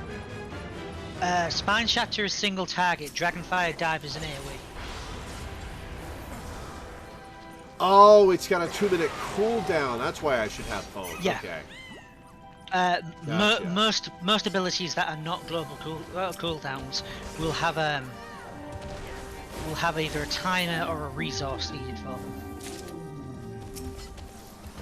2 minutes for a simple AoE? That's a little excessive. What's its potency though? It's pretty potent.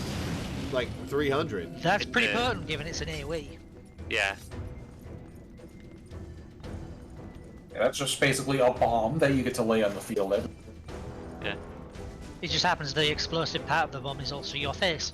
And it's an off global cooldown as well, right? Yeah, so you can mix it in between your main attacks. So it's basically bonus damage.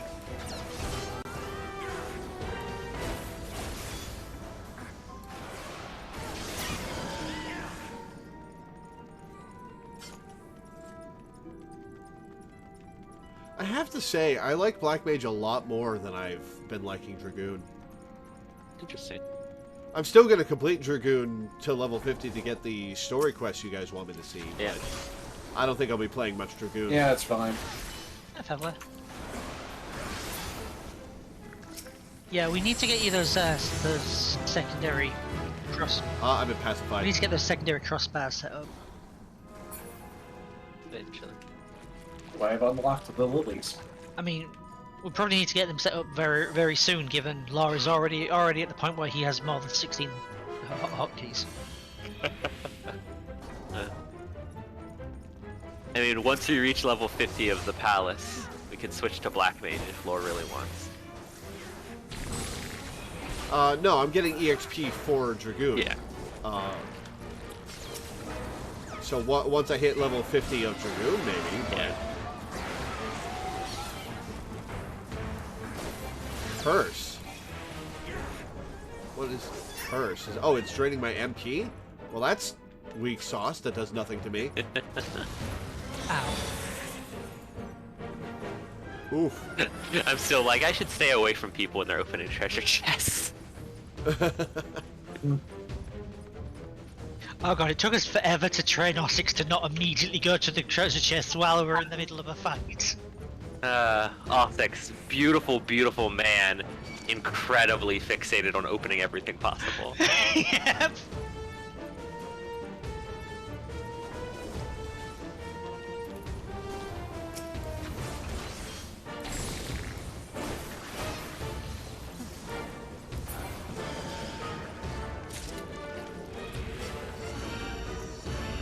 Oh, an X potion. Cool. Yeah, this game hands those out like they're nothing. Yeah,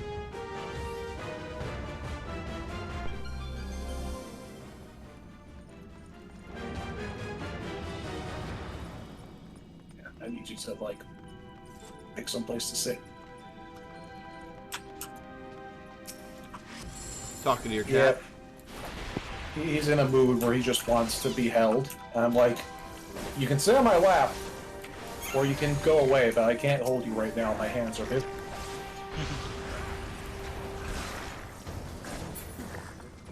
Use my ability to zoop over to an enemy and then immediately got pacified by a trap on the way.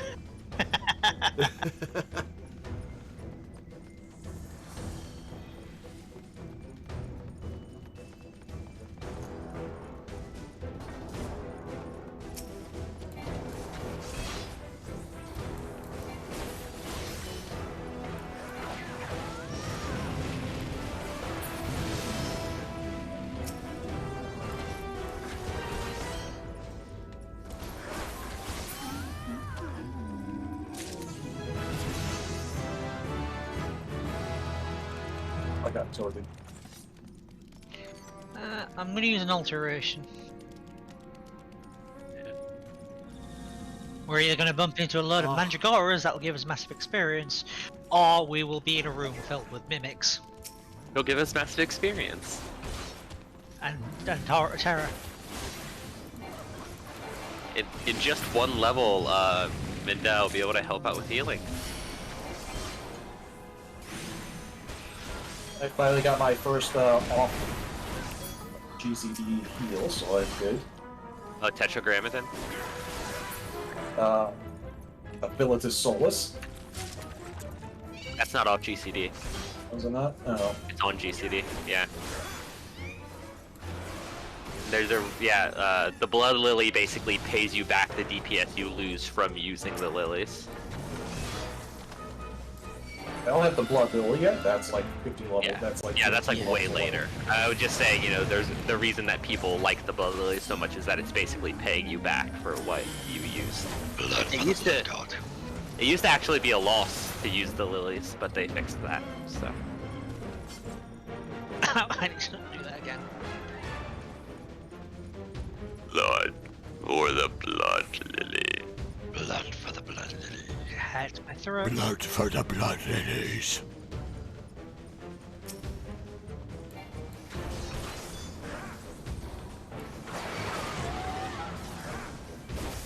Darkness blue spine. Yeah, I think Benediction and Tetragrammaton are white mages off global cooldown heals. You see, what level do I get? Etc. Whatever. Benediction, by the way, is a white mage spell that fully heals the target no matter what. I get a. Oh, nice. I get a Tetragram at level 60, so I will get it for later on in the dungeon. Yeah, in a much later dungeon, there's a portion where you're like helped with a big mob of enemies by an ally, and white mages that used Benediction on the ally discovered that it had like 21 million HP. Yeah.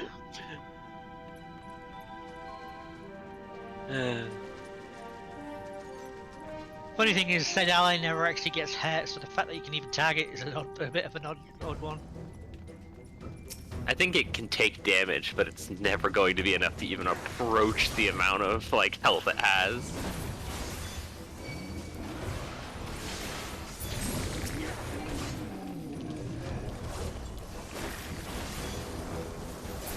Haha, I have fell cleave now. Woo. I'm in to check out what I can do now. Instant heals, even. Sort of. Buzzsaw's attack. Hey, we got the Mandragora version.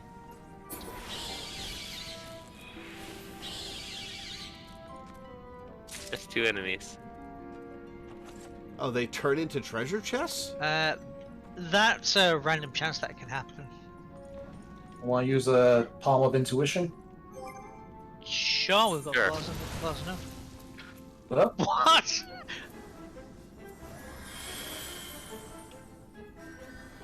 What does the Pomander of Intuition do? It's the one that lets you find the accursed horde. Not this one, then.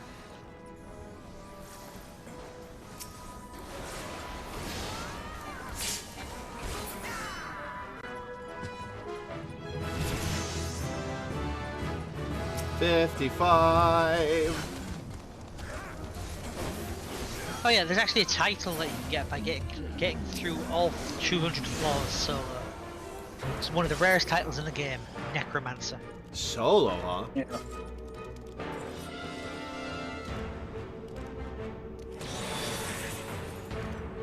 Ribbit.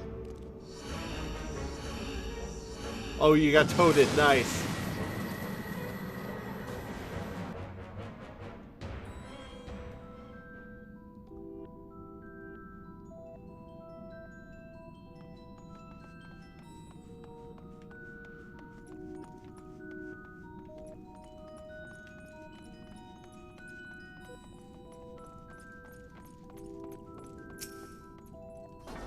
Goopy music. Yeah, I was gonna say, did we all just fall silent because we were enjoying the music?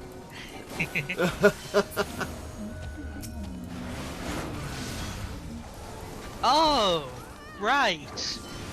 That thing I'm supposed to do. Oh my god, were you not? What did you not do, Danny?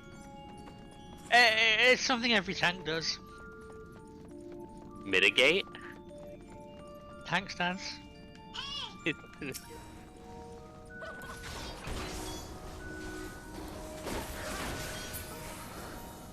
So, I was outsourcing the tanking to our entire group.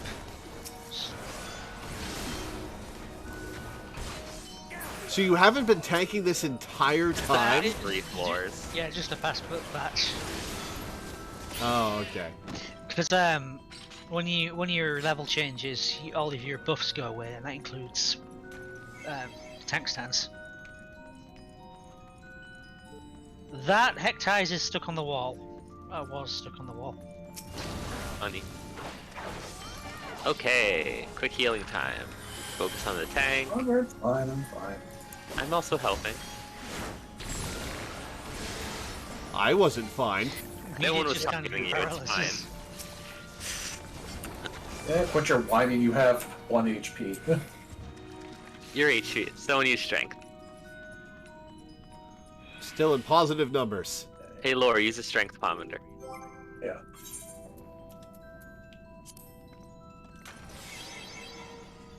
Cool.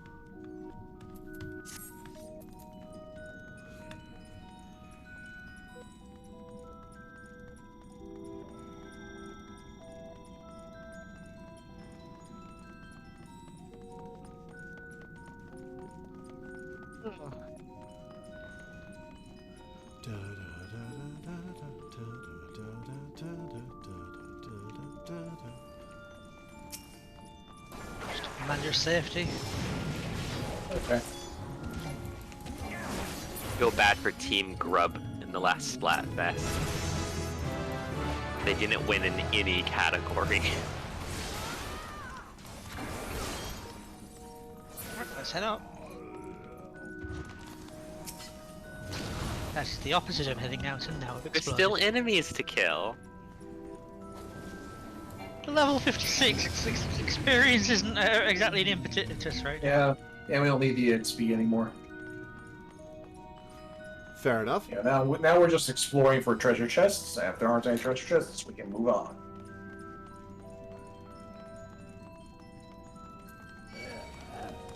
I was going to say very polite of the mummy to not attack us, but Somebody got too close.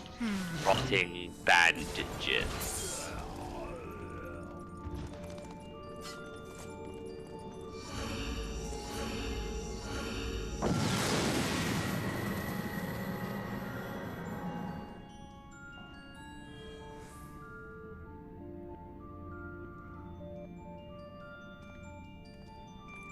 Those X potions in Phoenix Downs are just for while we're in here, right? Phoenix the Downs. accursed No. horde is here. The Phoenix Downs are only for in here, but the others, Well, yeah. the Phoenix Down work anywhere. It's just you can't use them in battle. So Oh, they the- work on the overworld?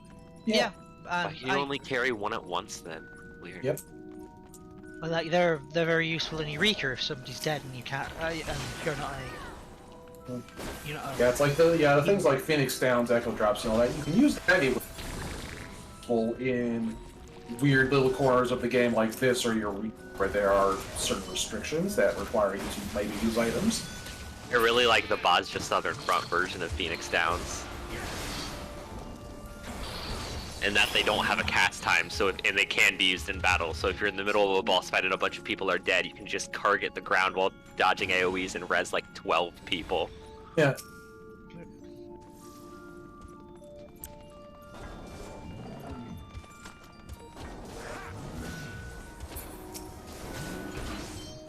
I threw the axe when I saw you casting. I didn't realize you were going to cancel the cast. Fine. I canceled the cast when I didn't see you throwing your axe. If I see the accursed horde.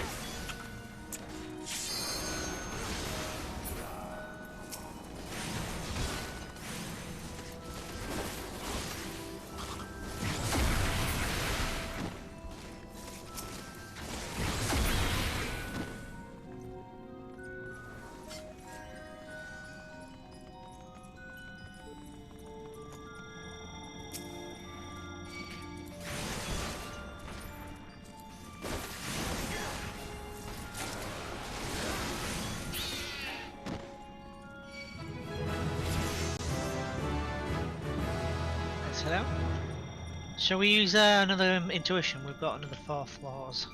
I think we're good for that. Alright then. Oh, hey, the exit.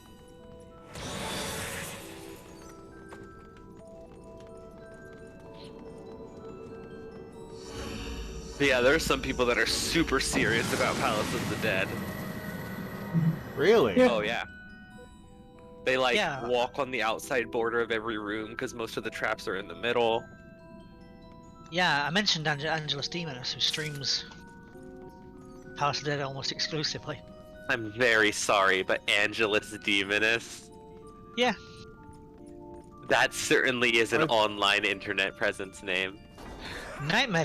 There's an Angelus Demonus on speedrunner.com that I've seen submit stuff to Resident Evil 8 and Stray. Would be the same? Is it the same He does do person? Stray, yes. So I'd assume so. Oh, I think I verified one of his runs recently. Oh, helping a community member out. Bless you. Thank you. Thank you. Bless you again. Is my graphics card being fucky wucky, or does Nightmare Monk have a bunch of little white dots on it? It does have a lot of white dots on it. It's Okay, like good. it's like it's got glitter on it. Yeah. Okay, good. For a moment I was like, is my graphics card messing up? Whoa, Oh. okay, I'm gonna use a witching. Wherever that is. Here it is. Boink. There we go. Imps and a chicken. No frogs though. Oh well. I was saying, Well, I'm just glad the we don't have to frog kill a was. I guess frog. they were just really big.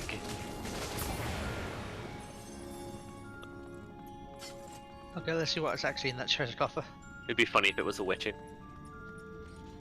Ah, Safety. safety. Uh, No point in using it on this floor. Yeah, we're already done. Oh, no. Might as well, just in case the trap's on the way back. 2 landmines next to each other that wipe the party.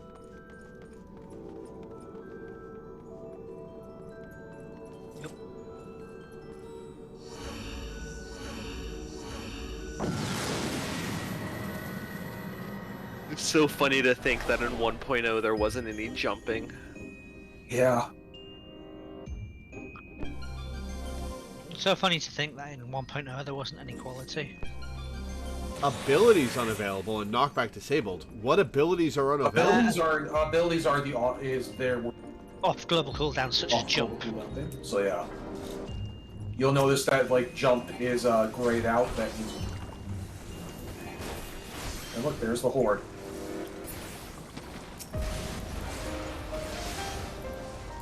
Ooh, Yeah, pretty music. yeah, Lost City, I think.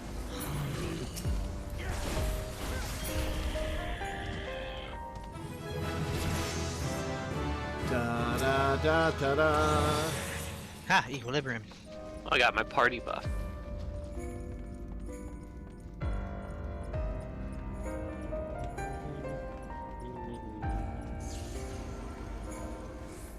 Rivet. You guys have fun with that. Okay.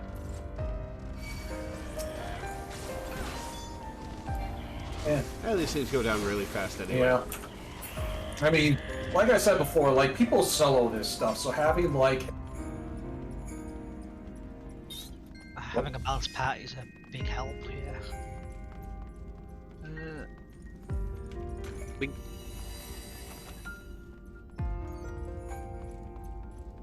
Oh, we can ignore these guys.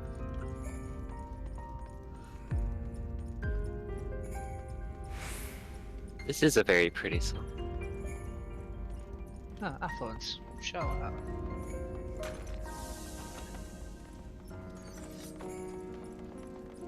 Nightmare Troubadour? What is this, Yu-Gi-Oh?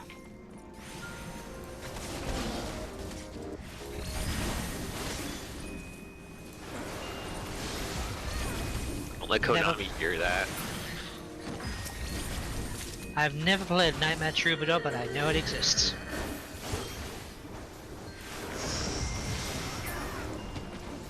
Still can't believe that in Yu-Gi-Oh! GX, in the English dub, they took him. I'll use it. Oh, by the way, Law, get a good look at the picture on this trap. It's a little distorted because it's partly on a rock, but come have a look at the picture, Law. Oh, I see it. Oh, yeah. You should maybe step on that one.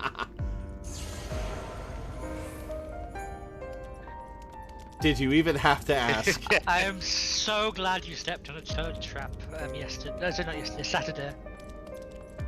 It Me too, immediately that was endeared you to great. this dungeon. I was just like, I was exactly what I was hoping for.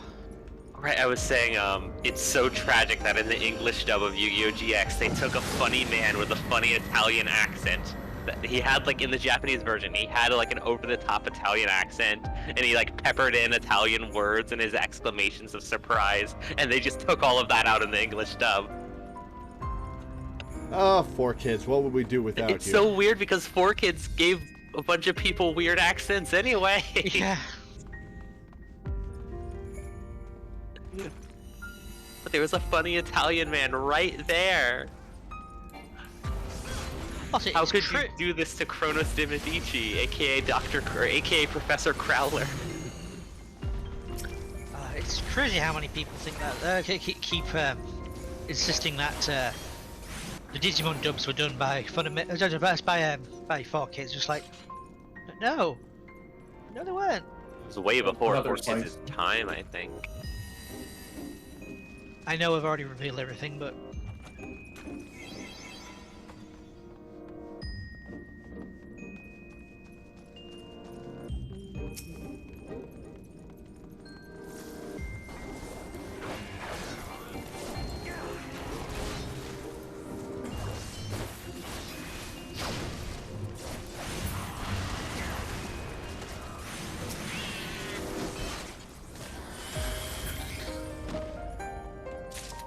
Still thinking about the Transphotic Eddie from Tamers. How do we solve this problem? Literally. It's phobic, Jesus Christ.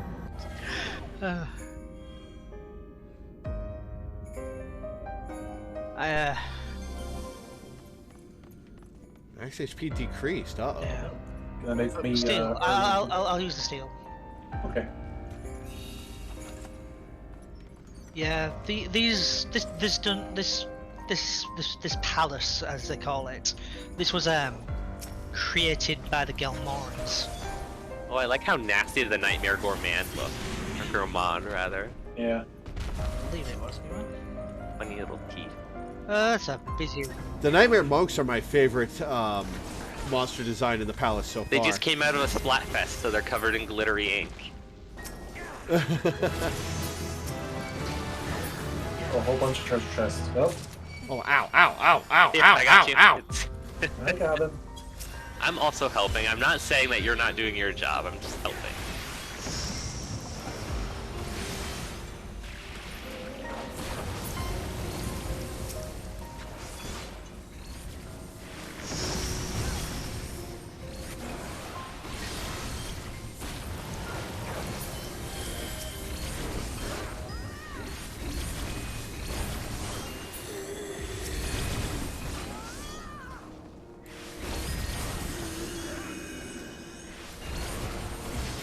I still remember that one time everybody but you, as a paladin, died in here, and you were being chased by enemies, and you just kept going back and forth through the room. It looked like something out of I mean, I saved it, didn't I? Because I was Yep. popping the sustaining potions until I could finally res you guys.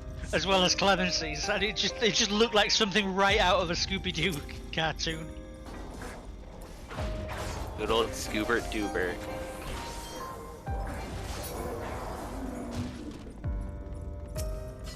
And his owner, Norval Rogers. Oh boy.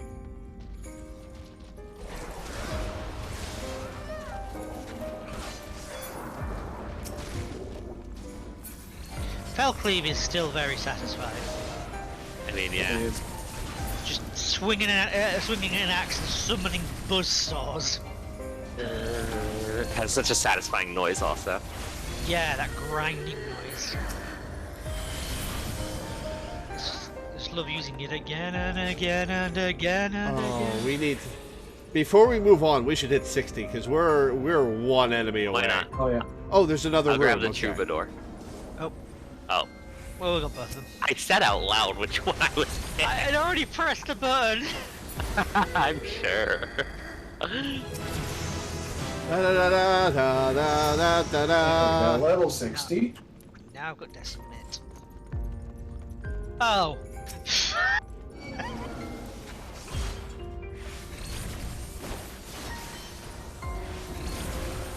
Welcome to level 60, Lore. Cool. It'll be a while before you get here naturally. Should probably see about moving some skills around. We'll do that after the boss. I need to go to the bathroom anyway. X-Tab. Right. That's a cool looking boss. Right. Shall we? I'm good. Like that, it doesn't have any actual limbs. It just has a cloak. Which appears to be flesh. Is this a void scent, do you think? Possibly. I think this particular model is only used for ghost type enemies. Yeah, usually. Like I've seen this character model. I mean, it's a giant game, so they reuse models a lot.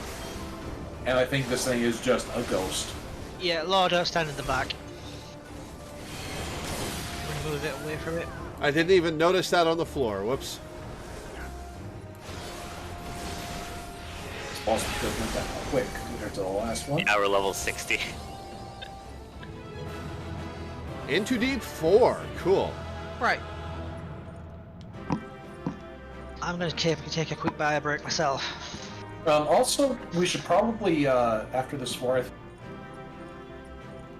After this floor, what? I think we might want to exit the dungeon and then come back at 41. Because I think now that we've gotten this far, it is when, like, a guy on the surface says, hey, there's a quest to, like, actually get to level... That's once you've done level 50. Oh, Yeah, that's what you've okay. done. Cool.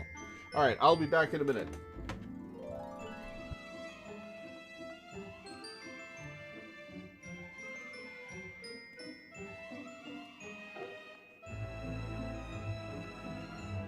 I love the Merry Wanderer's Waltz.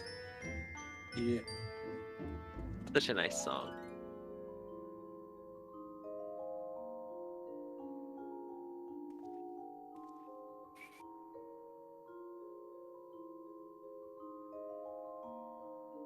Now I have everything that I'm going to get up until Heavensward on my action bar. Well, except for my roll quest stuff, interestingly. I got a 60th of a level for that.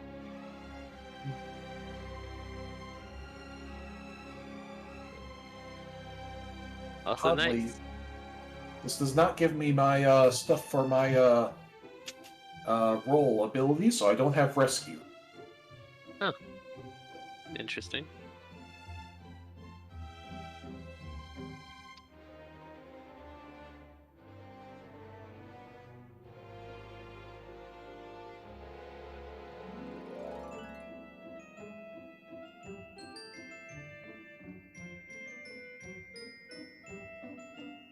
This casual stance is alright.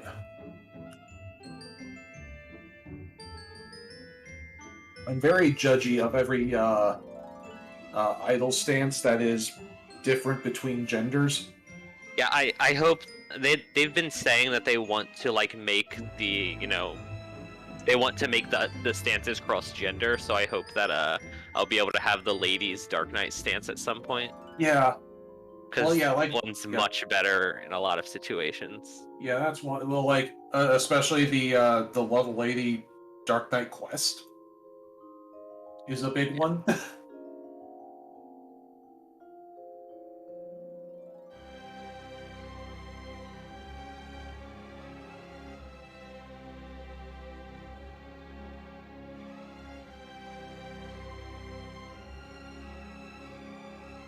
It would be nice if that included the victory poses as well.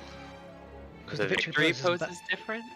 Yeah, the victory pose and battle stances have slight differences as well. Huh.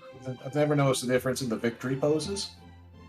Battle stances, sure, but like not the. It's like that's just like a little animation. The furries in the Splatoon Plaza are evolving. They've gone from having fursonas to having a bunch of marine animal sonas in their little images.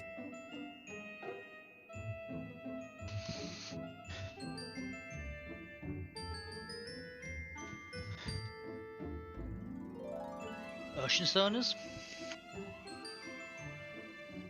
It still count as fursonas, but you get what I'm saying.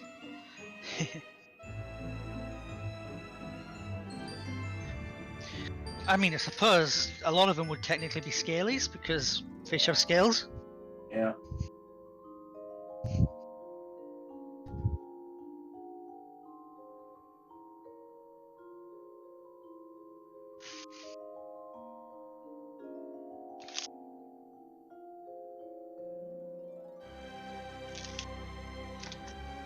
What time of year are y'all's birthdays? August. November. Oh, I missed your birthday then. Damn. Fuck. I didn't give you a birthday present or nothing. Fuck. You're like one of my friends. Oh yeah, friends. Yay. Danny. Hold on. I was in your free company for like a year. Yeah, and we are friends.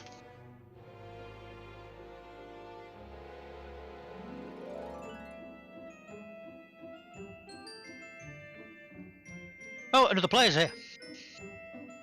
Yeah, it has been here this whole time. They got here before you did. Should wave hello. There's two of them here.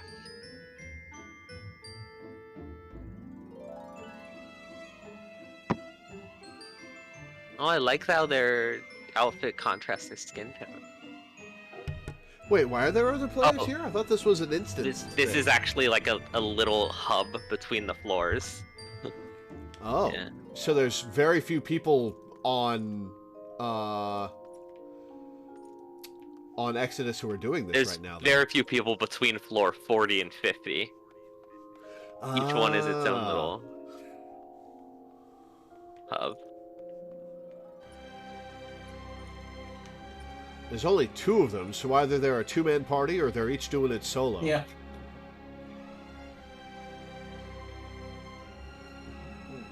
Excuse me.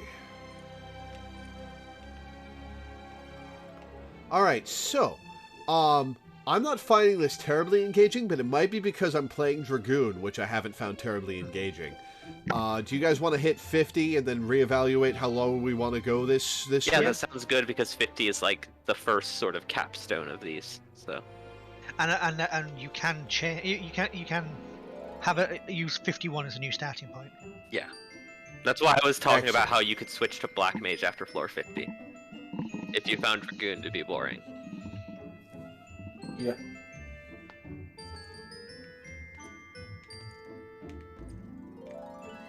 I'm good to go. Are you guys good to go? Good to go. I'm great to go.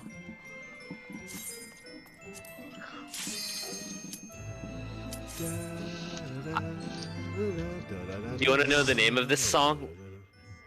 Merry Sure. Wanderer's Wolf. I like that it's mostly positive, but it just has that slightest undertinge of like tragedy to it. In fact, there's an acoustic like fan cover of it that I want to link to you at some point because I really like it. Right. Oh, sure. We've got a new set of floors and a new layout of the core. And I remembered my stats.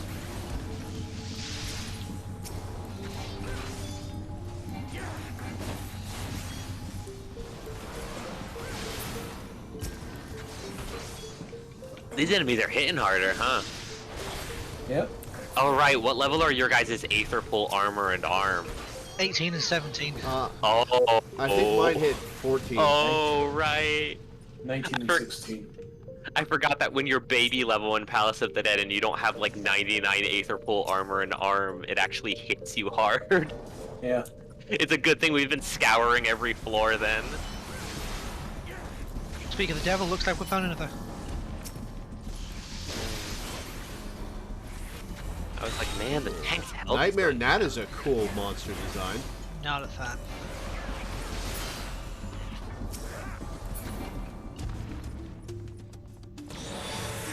In the first Shin Megami My Tensei game, Aetherpool arm is strength 17. 19. and in the first Shin Megami Tensei game, Beelzebub was literally just a swarm of flies, or he was a single fly, so he just didn't have an enemy sprite, right? Just like a little tiny fly? You're thinking of Megami Tensei 2. Oh, okay. In Shin Megami Tensei, he was a blue fat guy. Oh, but in Megami Tensei 2, he didn't have a character sprite because he was a single fly, right? Yeah, you Ow. you could either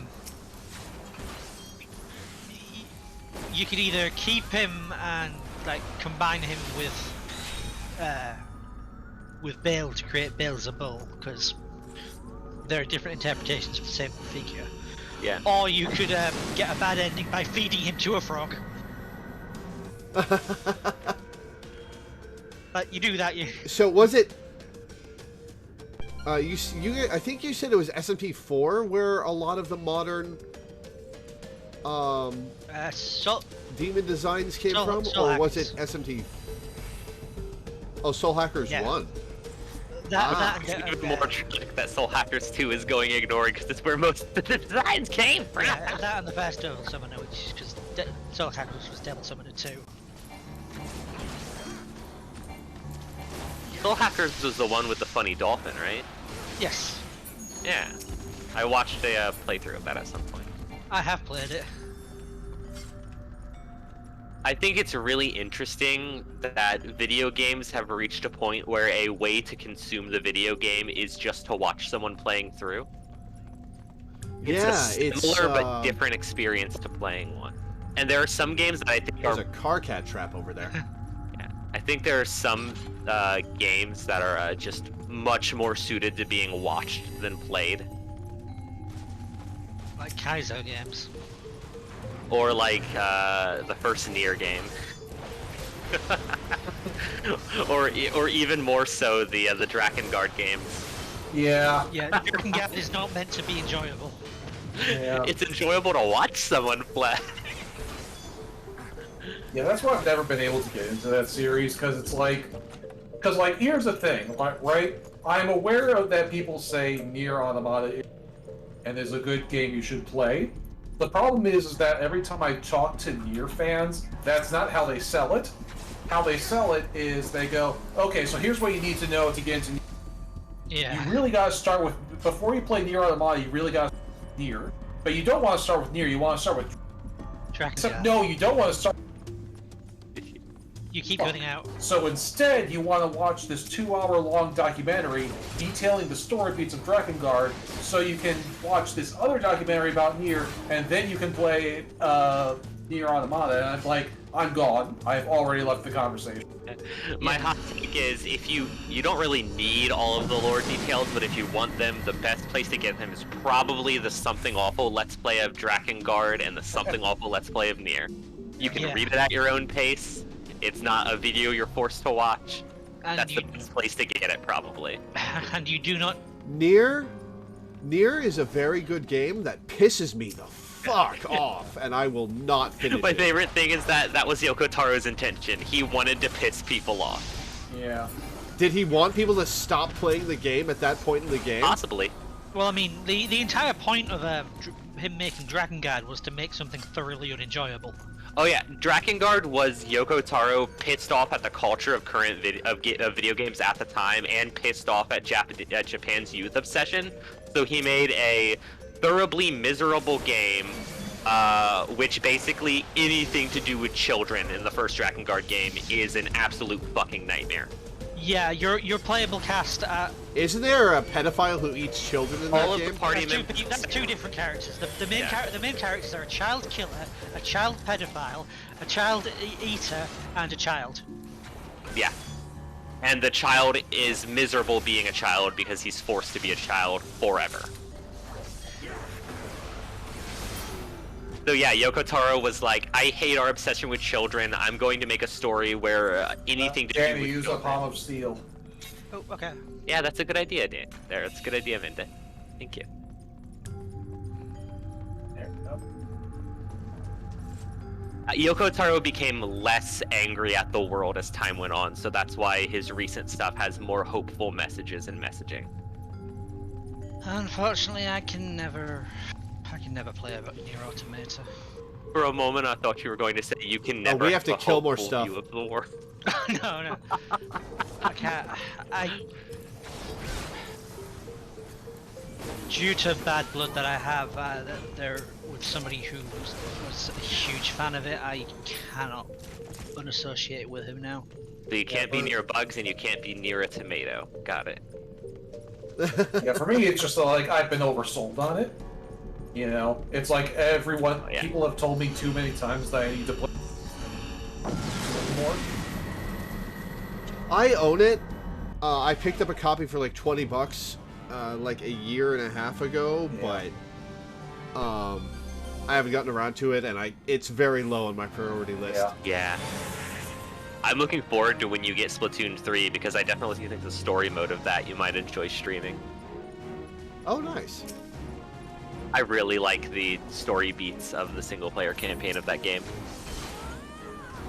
They're excellent. It's a shame we've not had Hyper Rainbow Z yet. Yeah, probably won't get that until later. We have gotten the Tragedy Job Quest boss fight music. Yeah, hey, we've got a toad. Ribbit. Why do I keep getting randomly assigned the Phoenix down? I will say that, like, I was really happy when the Nier crossover content in this game was more about Drakengard than Nier. Yeah. Just another funny little prank Yoko Taro plays on everybody. It's like...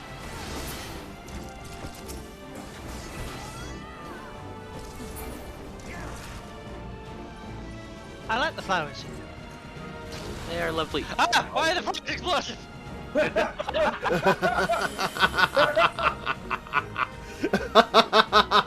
They don't like you. That was amazing. I like the flowers here. Boom. I think if there was ever a moment to clip on Lord's stream, that was one of them.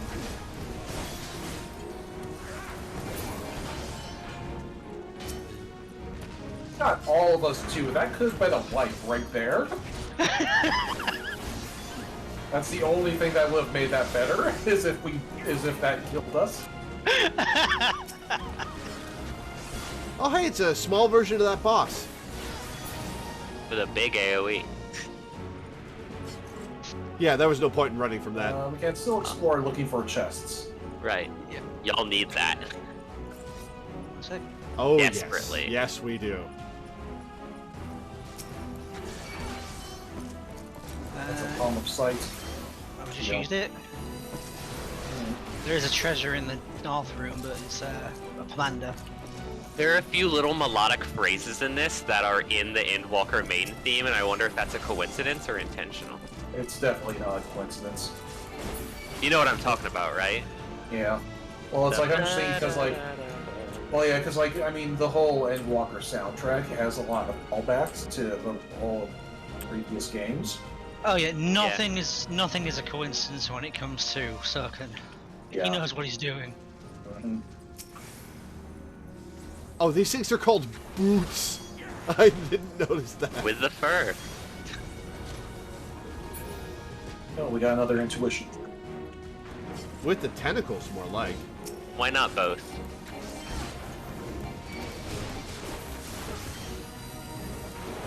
I'm surprised there aren't more like Cthulhu-esque creatures that have traits that cephalopods shouldn't have. By the way, can you make clips of VODs? I think you can. I don't know. I think so. I can make highlights of it. So if you find me the timestamp, I can make a highlight out of it. Fair enough. Sounds like you've got a VOD to watch later, Danny. Well, that reminds me, I was listening to a podcast that I... Wait, Horde. Horde? Horde. Oh, there is one on there. Okay. Found it. Yeah, it didn't show up until I used the thingamajig. I was listening to a podcast that I did with a friend the other day, and I realized just how much I say and in filler speech. Yeah. Oh, yeah, it's the worst feeling listening to yourself do that. Yeah.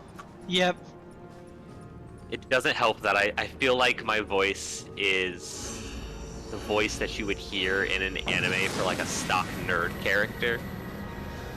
Mine as well. I get very dysphoric hearing my own voice. I feel like I'm Melvin from Sailor Moon. There's a Melvin in Sailor Moon? That's gotta be a dub It's name. a dub name. His name in Japanese is something else. I had it in my brain. Whatever but the it left. Japanese version of Melvin is. No, it's different. A bunch of palm chests. And a bronze chest, which can have Gelmoran pot sheds in, which be of interest. Max version.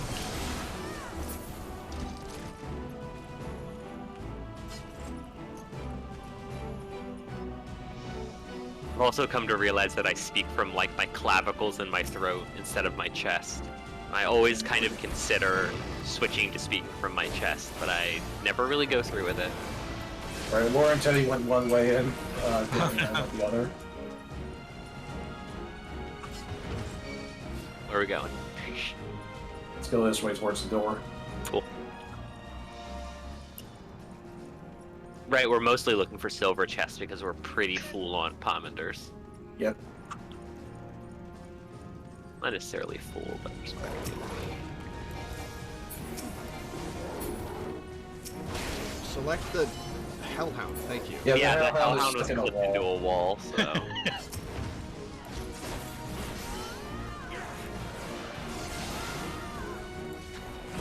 Might as well use the Commander flight. Yeah, I'm looking for it on the list. I don't use it very... There it is. Here we go. Cool.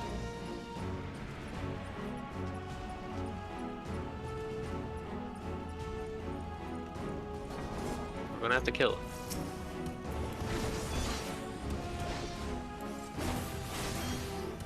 it. Laura, use a palm of strength. In a sec.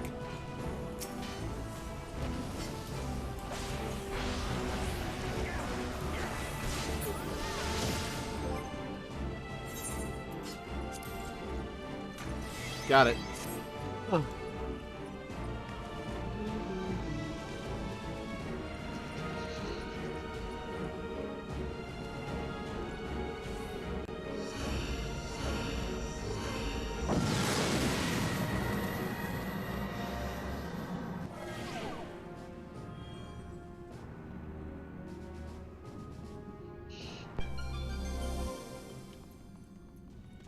max HP penalty. Great. Yeah.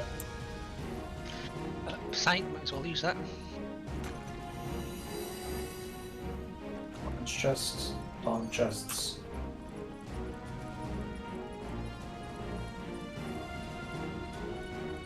Frog trap? Not a frog trap. Nah, that's a summoning one. I always remember that one as a summoning one because it kind of looks like an onion knight wearing pom-poms and standing on tiptoes.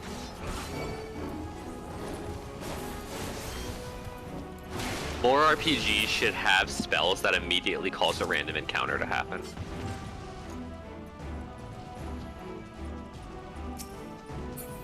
So you don't have to This walk reminds back and me of, forth in a forest or whatever.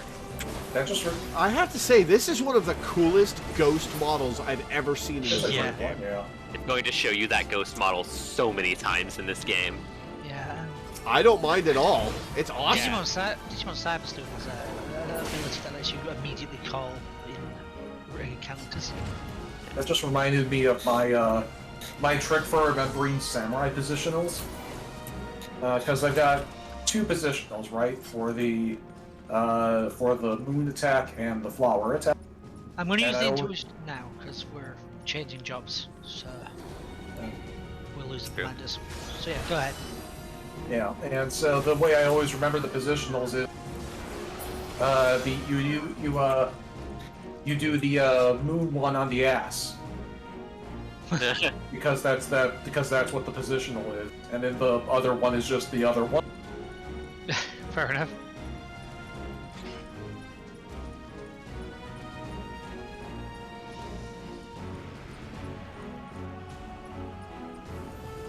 And I can't help but wonder if they did that on purpose because it is an excellent way to remember that. I Mimic. don't know if they have the same Oh no, mimic. turn of phrase in Japan.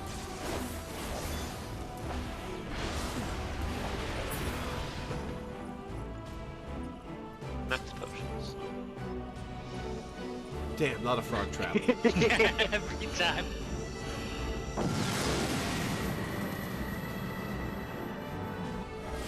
Somebody is calling Danny out for using the phrase "funny little X." That's a Oh, Teddy that's a Teddy phrase, not a phrase, Danny right? phrase. That's a Teddy phrase. Teddy says funny little X all the time. Silver Yeah. chest. Definitely. Sprint disabled. Whatever will we do? Not sprint.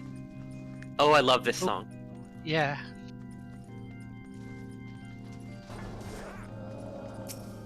I think it Ooh, played another in silver Deep chest. Nightmare Persona. Another silver chest.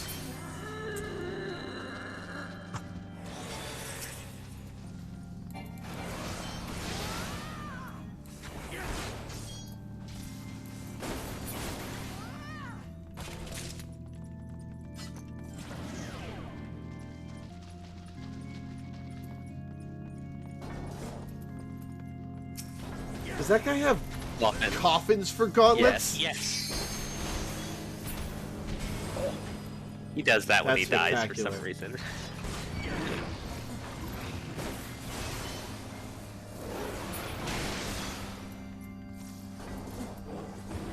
Oh, that's straight up a Dargan. All right. Yeah. Dragons also die.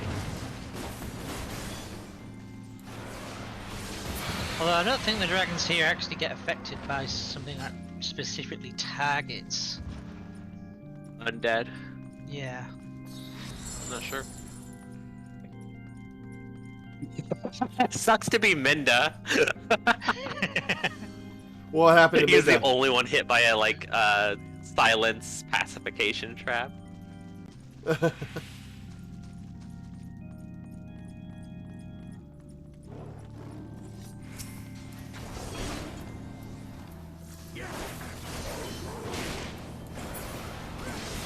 so glad that these hellhounds don't make puppy noises when they die. Oh, Ho, ho, ho, ho! What's couple magic, of these you guys. know?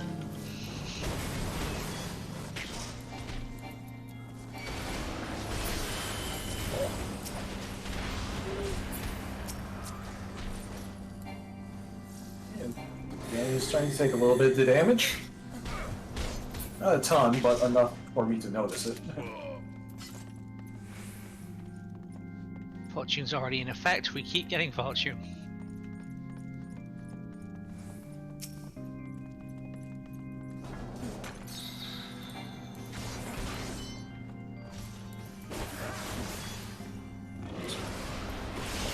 Target.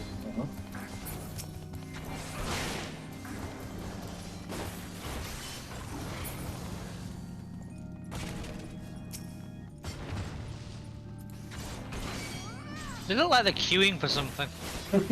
They do. That's kind of funny. Be killed by us, obviously. Laura's just randomly killing stuff. Well, I'll leave them to wait for their grand opening of the new shopping mall. Find out who's that.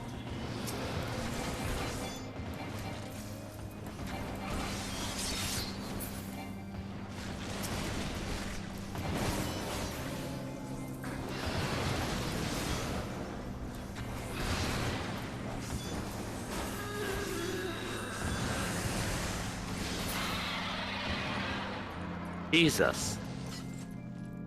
There's Let's just so sneak many. past him. No. Maybe we can't try. Oh, okay. Yeah, you can use the rage to instant kill them. Oh, yeah, there you go. The rage Cash. pomander. Yeah, the rage pomander transformation is funny because on floors where knockback is disabled, it just doesn't kill things.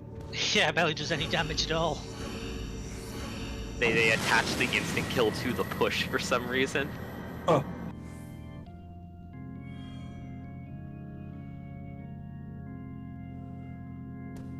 It's an odd. Oh, you're still the thing. Cool. Yep. I got another 25 seconds. Oh, Ben, hurry up and kill some shit then. Yeah.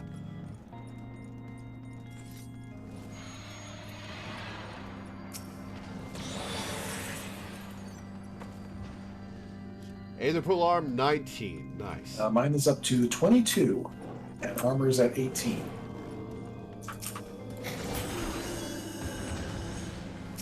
I couldn't quite get that last one in time.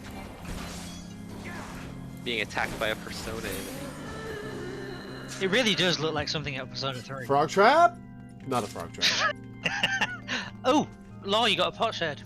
Got the pot shirt. That can be. I got a who what? A Gelmoran pot shirt is a piece of currency that can be exchanged for like minions and mount goodies outside of the Palace of the Dead. There's another brown chest if you want cool. to grab it. Yeah, sure, might be another pot shed. And we can sprint again.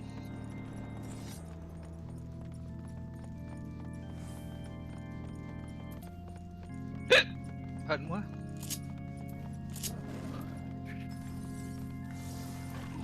Just a max version.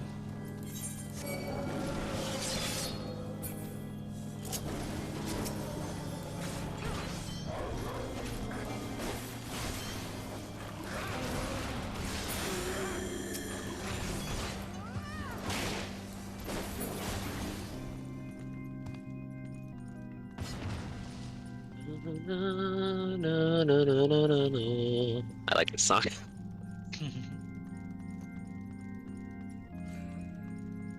It's appropriate for the area. I think it also played during one of the fights in Tantara Deepcroft Hard, right? Yes. Yeah, it's from one of the dungeons we've done. Yeah, and it has a moment of playing in the original Hawk Manor as well. I think Very it's called close to- My Soul. I think it's called My Soul to Keep. Silver chest. There's a plug in that. I have to say, my favorite environment so far was floors 11 to 20. Oh, the blue Yeah. crystal zone. The green crystal zone, Yeah. but yeah. Blue, green. Oh, that's funny. I'm gonna use a rage. And what is this? Hooray! I am bullying frogs and chickens. Given that the enemies still have their auto attacks and deal a decent amount of damage, so thought it would be appropriate. Oh, poor frogs. It's fine. They were actually dragons in disguise. That'd be a very... Keyleth using feeble-minded on a dragon in Critical Role was fucking awesome. That was great, yeah. The fact that it succeeded and Matt was just like, Well, my boss fight. I had so much lined up. mhm. I had so much ready for you guys. And now she's just got bite, claw, and that's it. Yep. This sounds like my my DM. He's my best mate, and we have very much managed to destroy some of his planned encounters. Alien pull armor at level 21. Nice. He was so mad. And he was mad in the way that, like, you don't blame your player, you just have to respect it, but he was prepped for a cool fight, and Keyleth just feeble minds the dragon. Oh, cutscene. Oh, it's, Remix. It seems our guest has overstayed their welcome. Come, my love, let us show her the way out.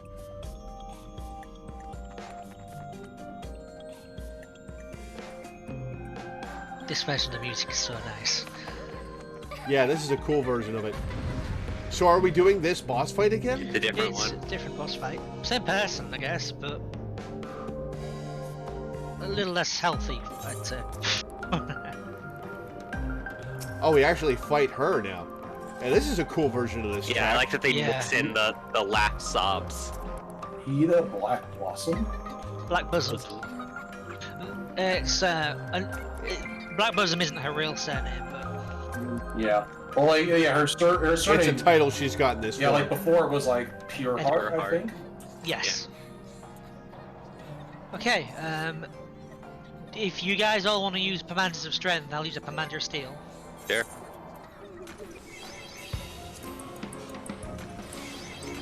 I'll also become a sexy lady, Sounds good. just to Right. get the Walden stacks on. Let's do this then.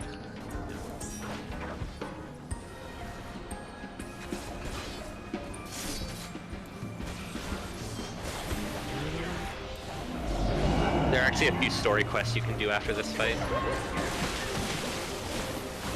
Oh, it unlocks story Yep. quests? Yeah. Cool. Was I not able to do the Palace of the Dead until I did that edit There are quest? story quests you can only Ow. do after you've done both the Edda quest and the Palace of the Dead. Yeah. I mean, like, was I not able to do No, you were this you were until able to I do did this. the were You edit can do able it out to. of It's just sequence. we wanted you to do it in sequence. Yeah. We figured it would be best if you did it in sequence so you kind of understood the context. Definitely. Also, I thank love you. the attack of the name of her attacks. Stuff like Cold Feet, in Sickness, in Health, Black Honeymoon. Look away! Look away! Look away! I was too late looking away. It's too greedy. Apparently so was I. Yeah, the eye on her was the gaze effect. Okay, I've been running. Oh, Health, get in. use your jump to get in. Ah, Oh, too late. yeah. That did nothing.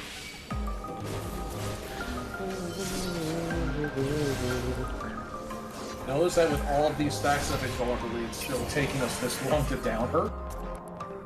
They want you to at least see all their mechanics. Yeah.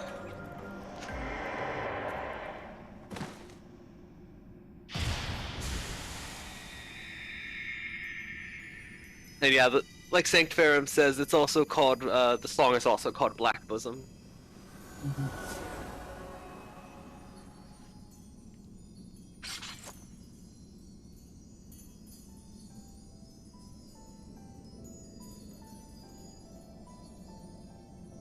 Oh, Lore, so good to see you. I've started anew as an adventurer, just as I promised. Oh, This music is Twilight over Thanalan. would that Avere could see me now.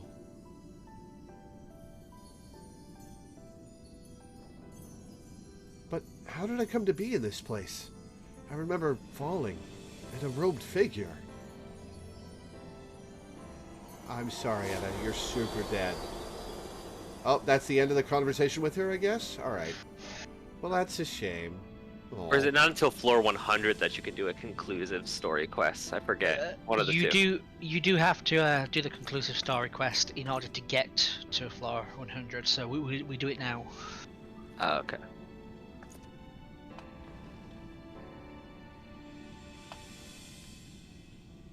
Yeah, the music playing used to be the nighttime theme for Uldar in 1.0, but they repurposed it as a tragedy song in like a Anna slain. bittersweet song. Exclamation Prey point. slaughtered. You also got level ups for your arm and armor. Yep. Oh, should we take a picture before we leave? Oh yeah. Yeah. Sure. Where would you like to take it? There's Why don't we take it at the top of these stairs so we have these pillars beside us? Oh. Which way should we be facing? Towards the exit or towards the rest of the arena? I'd say face towards the rest of the arena because we've got a really nice sort of backdrop this way. Yeah. I'm trying to figure out what I want to...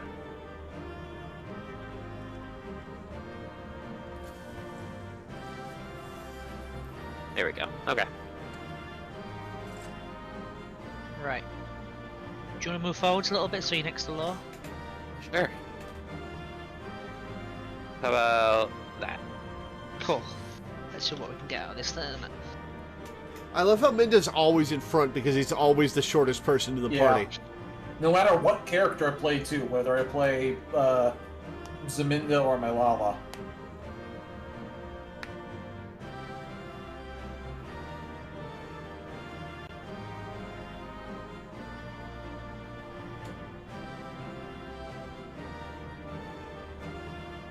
I also love how there are two bunnies with chainmail on either side of me, and I'm just wearing an open shirt like Jeff Goldblum.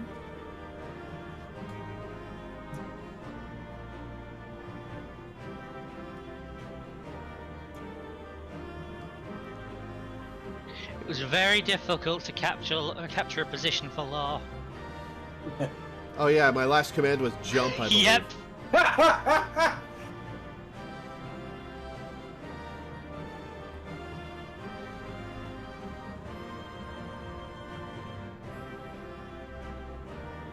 Just a picture of Danny, Teddy, and I in a shadow. Or somewhere up above us, we promise.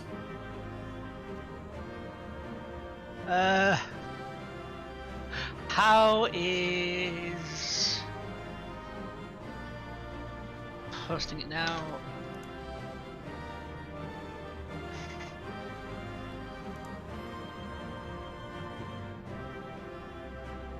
That works. Pretty good. Not just like I must go I now. must go, my people need me. My people need me.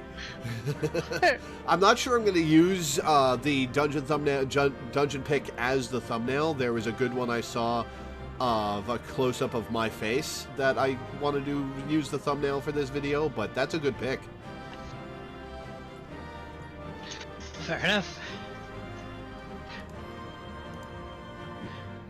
Yeah, it's like The jumping. yeah, but I was just Yup. like there's supposedly rabbits on the moon. Maybe I can go for you.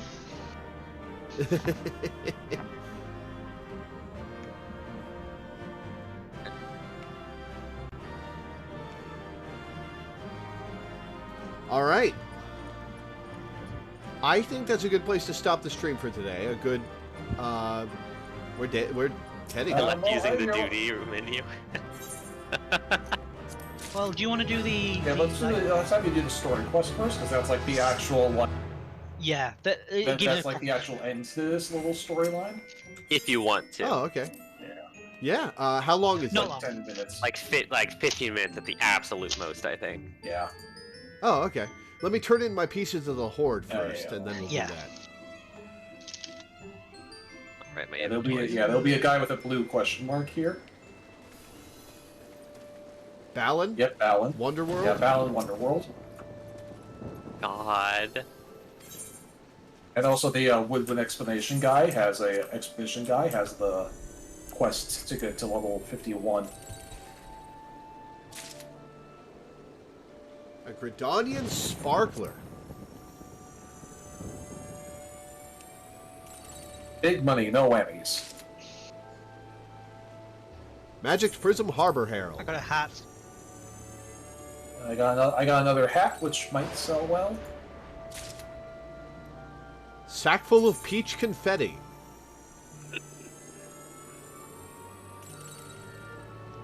Ooh, bronze trim sandals. Those are actually good sandals. I like those. Clear demi-materia 2. Ooh, I got a pet.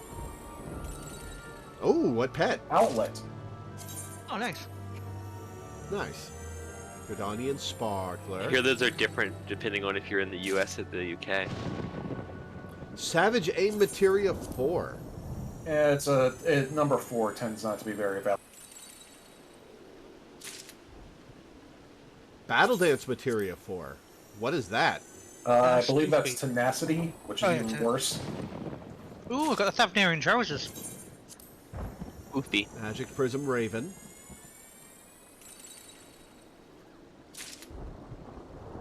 Magic Prism Immortal Flames.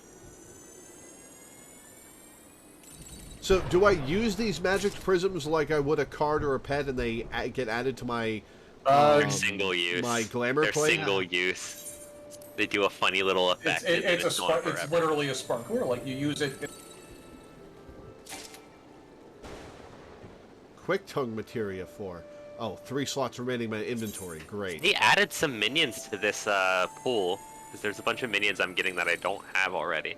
Survival shirt. Those usually sell okay. A couple more grand. A couple 10 grand.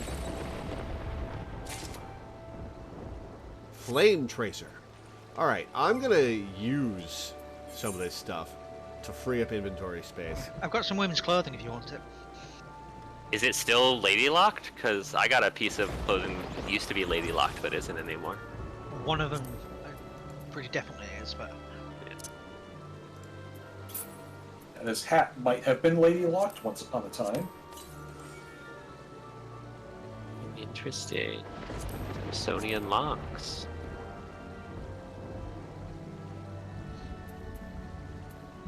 Oh, I have all those potions from when I was in there. Yeah. High potions, mega Oh yeah, all potions, those X potions are just max in your potions. inventory.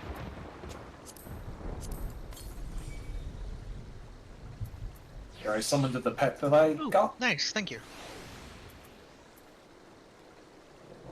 I have to rock that. Oh, that's a little cute little guy. And he sits on my shoulder. Aww. Hey, Law, these might go well with your jacket.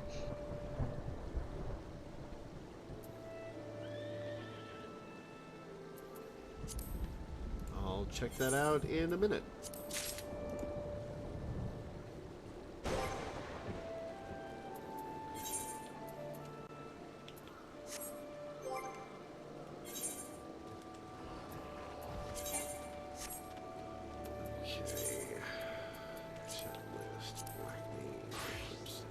Oh, fuck yeah. Oh, I need to repair shit on my Black Mage. There's a repair bot somewhere nearby.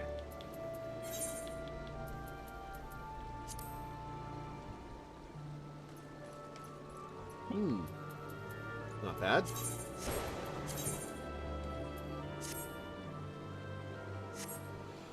There's a repair guy where?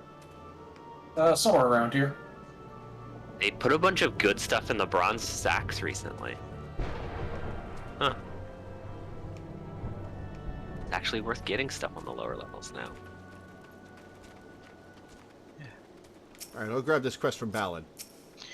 Nope, Balin. Yeah, also grab this quest from the expedition captain too, just for the sake of completionism. It's not even a quest, it's just a, here, click on this to unlock floor 51. I look quite cute in this. The Nightmare's End? Yeah, that's the one. Wood Whaler is convinced he knows you and has heard your name somewhere before. Well, I should hope he has. I say, aren't you that adventurer who's been exploring the Palace of the Dead? Lore, isn't it? You've caused quite a stir among the men. Indeed, everyone in the Shroud speaks of your daring. Some more favorably than I others. actually just gave them to Law. You see, there's this Lalafell who came to Buscaron's druthers a few days past. He practically lives in the tavern now, always deep in his cups, muttering about dead friends and vengeful spirits. I guess Pyrea, right? He mentioned your name amidst his ramblings. Several times, in fact. We usually pay no mind to drunkards at the tavern, but to be frank, he's become something of a nuisance. Perhaps you could speak with him? If the gods are good, you'll catch him in a moment of sobriety. Alright, so around here, right? Yeah, right over here. Oh no, Busker on Struthers. Just over to the west. Well, if you're looking for the repair guy, they're right here. Oh, repair guy, yes. Where Right by are me. you? Right behind you. Ah, thank you. And the expeditionary captain has the quest to let you go into 451.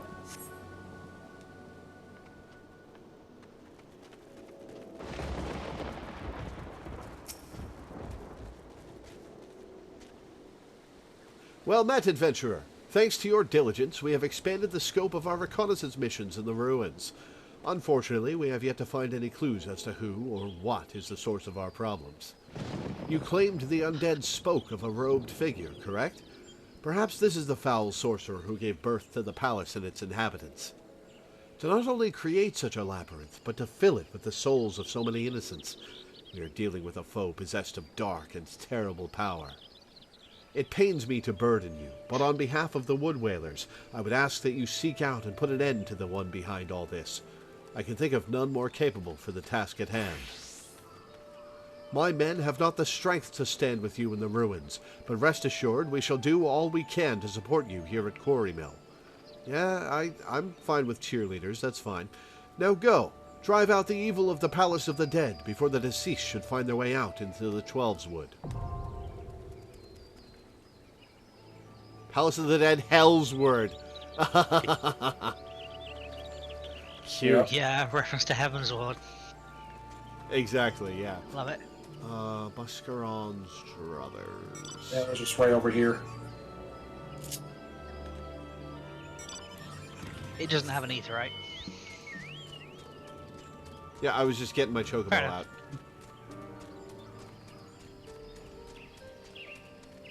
You can fly. Right. Yeah, but this is a scenic drive.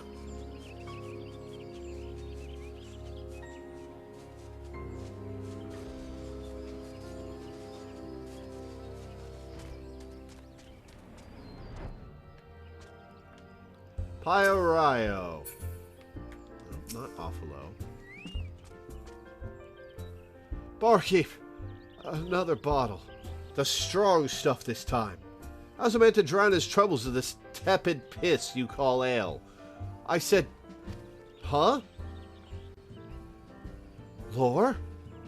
That the gods would deliver you to me a third time. If anyone can help me, surely it's you. After our ordeal in the Tamtara Deepcroft, I tried to return home, but it's no use. Try as I might, I cannot stop thinking about her. About Edda. You saw her? When? Where?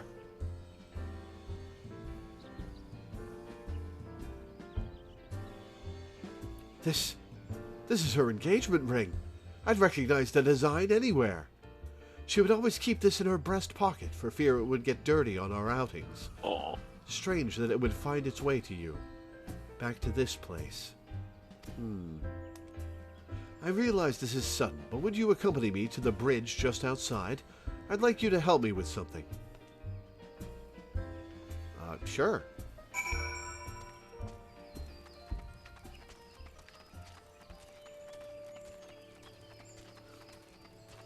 You're not going to throw yourself off of it, are you? Are we going to play poo sticks with the ring? I mean, it's a short bridge to throw oneself off of. Yeah, but he's a Lalafell. Lalafell reach terminal velocity much faster. It's an aether channeling thing. Thank you for coming. I thought my heart would burst from my chest when I laid eyes on that ring. Would that I could forget the horrors of that damnable crypt. Seems the best I can do is drown them in ale. Perhaps this is punishment for the way we treated her. Well, probably a little bit. Every night when I close my eyes, I can still see them. Edda with her ghastly grin, and that abomination she dared to call a Vere. The dream is always the same. We wish to return home, they tell me. I fear if I don't grant this request, they will haunt me till my dying day. Yeah, but now you've got the ring and you can take it to their home village. My first thought was to hold a small remembrance service of sorts to honor them. Then I asked myself, what good would that do without bodies, or even a keepsake? Then I remembered their engagement rings, a symbol of their innocence and purity of a time before this calamity befell them. With those in hand, I could do my part to put their souls to rest.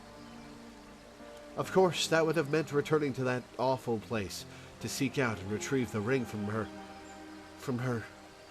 Ugh. I cursed myself for running away the last time we met. If I had stayed with you at my side, perhaps I could have found the courage to try. Yet fate has conspired to bring you here, and with Edda's ring. Now we need only to find Averes to complete the set.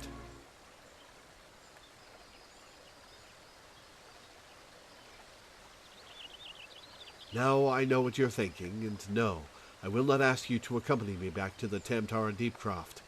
Thankfully, that won't be necessary. You see, the night before our fateful foray into the Deepcroft, Avere and I went to the Druthers for perhaps one too many drinks. We stumbled outside in a drunken stupor, and it was here that he fell into the river. He lost his engagement ring? What a piece of shit. Oh. Sorry. We thought it hysterical. That is, until we realized that not only were his gauntlets missing, but his ring as well. How'd he lose his gauntlets? How'd they come off? Oh my god. There was no use searching for it in the dark, so we decided to return at first light. But, alas, we never found it. Edda could never know. Now I would make things right. To do that, we must retrieve Avere's ring. Come, I very much doubt these shallow waters would carry his gauntlets far. Wasn't this months ago? Yeah, shrug. I hear you there, Loreweaver. I mean, remember, Lore, this was the group that paid. This was the group that was? This is the group that had a TPK in Tamtaro. They're kind of... Yeah, You fair. kind of doofuses. Also, Avere was a piece of shit, so... Apparently he was alright before they started getting cocky. And then he just got carried away with the Wasn't he also cheating on Edda? Where No, do you I get know. this from? What the hell are you even talking about? Oh, for some reason I thought he was cheating on Edda with Livian. You found his gauntlets? Truly? What of the ring? Please, tell me it was still inside.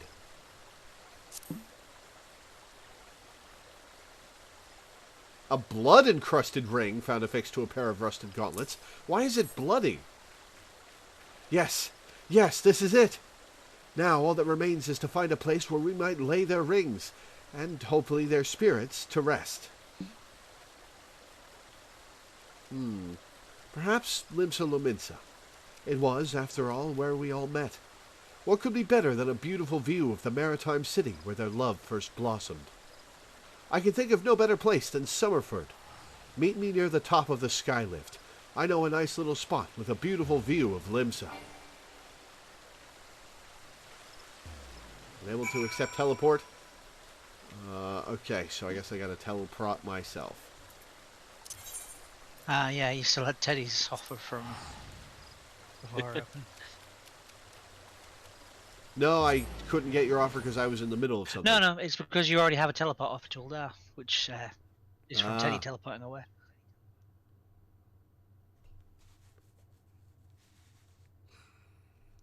Oh, what rotten weather! This is kind of gonna kill the romance. Oh, there's no romance here, my friend. Romance is far from the forefront of my mind. I mean, romance is dead, just like a Varen Edda. I was about to make the same joke.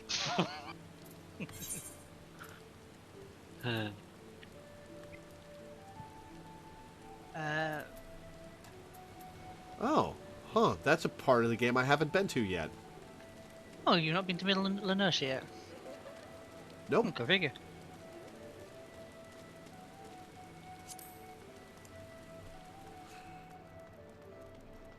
suppose you started in Gridania, so there's no real reason to go to Lenoska. I mean, most people find themselves there just kind of, Usually. by happenstance, but,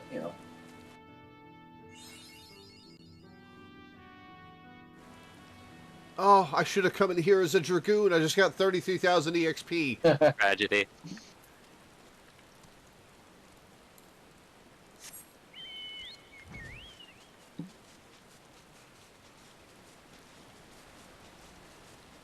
Oh, that's a funky castle over there. And, the decor around Lipsa is great.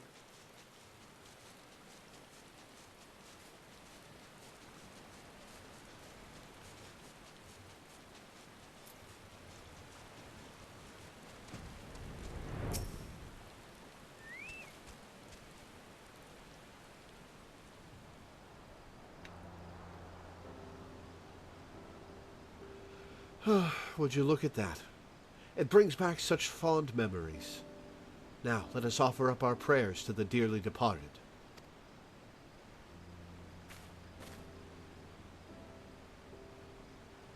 Yeah, I should have tuned to the Aetheryte in this area. Yeah.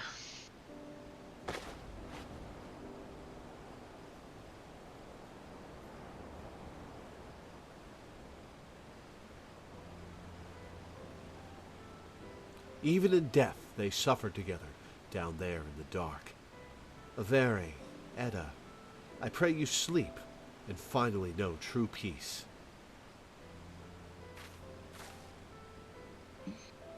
And with that, I believe we're finished here. Already I can feel a great weight has been lifted from my mind. Perhaps I may even enjoy a good night's rest. Words cannot express my gratitude, Lore. You've seen me through much and shown me what it means to be an adventurer. Our party lacked unity and paid dearly for it. No one should suffer as they did, and I will do all I can to see other would-be heroes do not succumb to such a fate.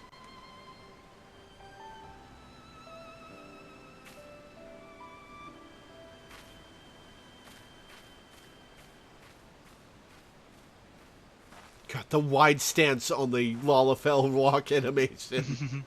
Maybe waddling. Thank you. You're welcome, Edda.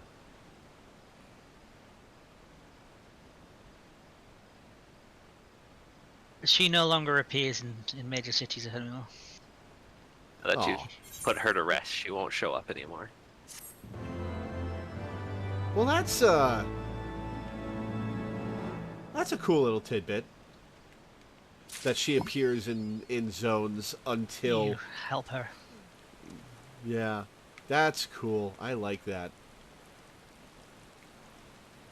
Alright, well, I think that's where we're going to leave it for And today. there is a title that comes with that achievement. Oh. Character, profile, title... The Chief Mourner.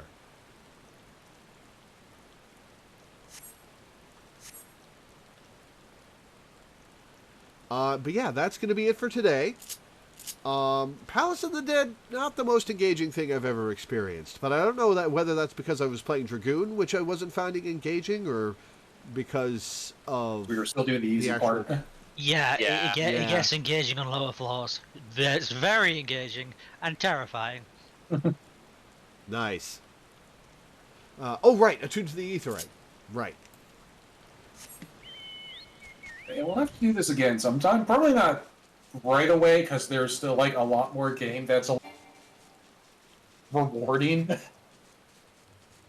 Yeah, we'll save this for another time, but we should definitely do 51 to 100 sometime. Yeah, because that way you can finish off your the storyline there.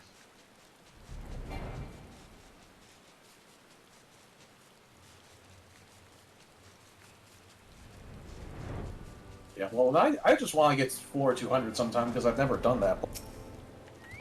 It's a Yeah. rough one. It gets It's pretty rough. All right, with that Aetheryte attunement, that'll be the stream for today. Great. Tomorrow will be more The Wolf Among Us. We're going to do Chapter 2. Wednesday through Friday.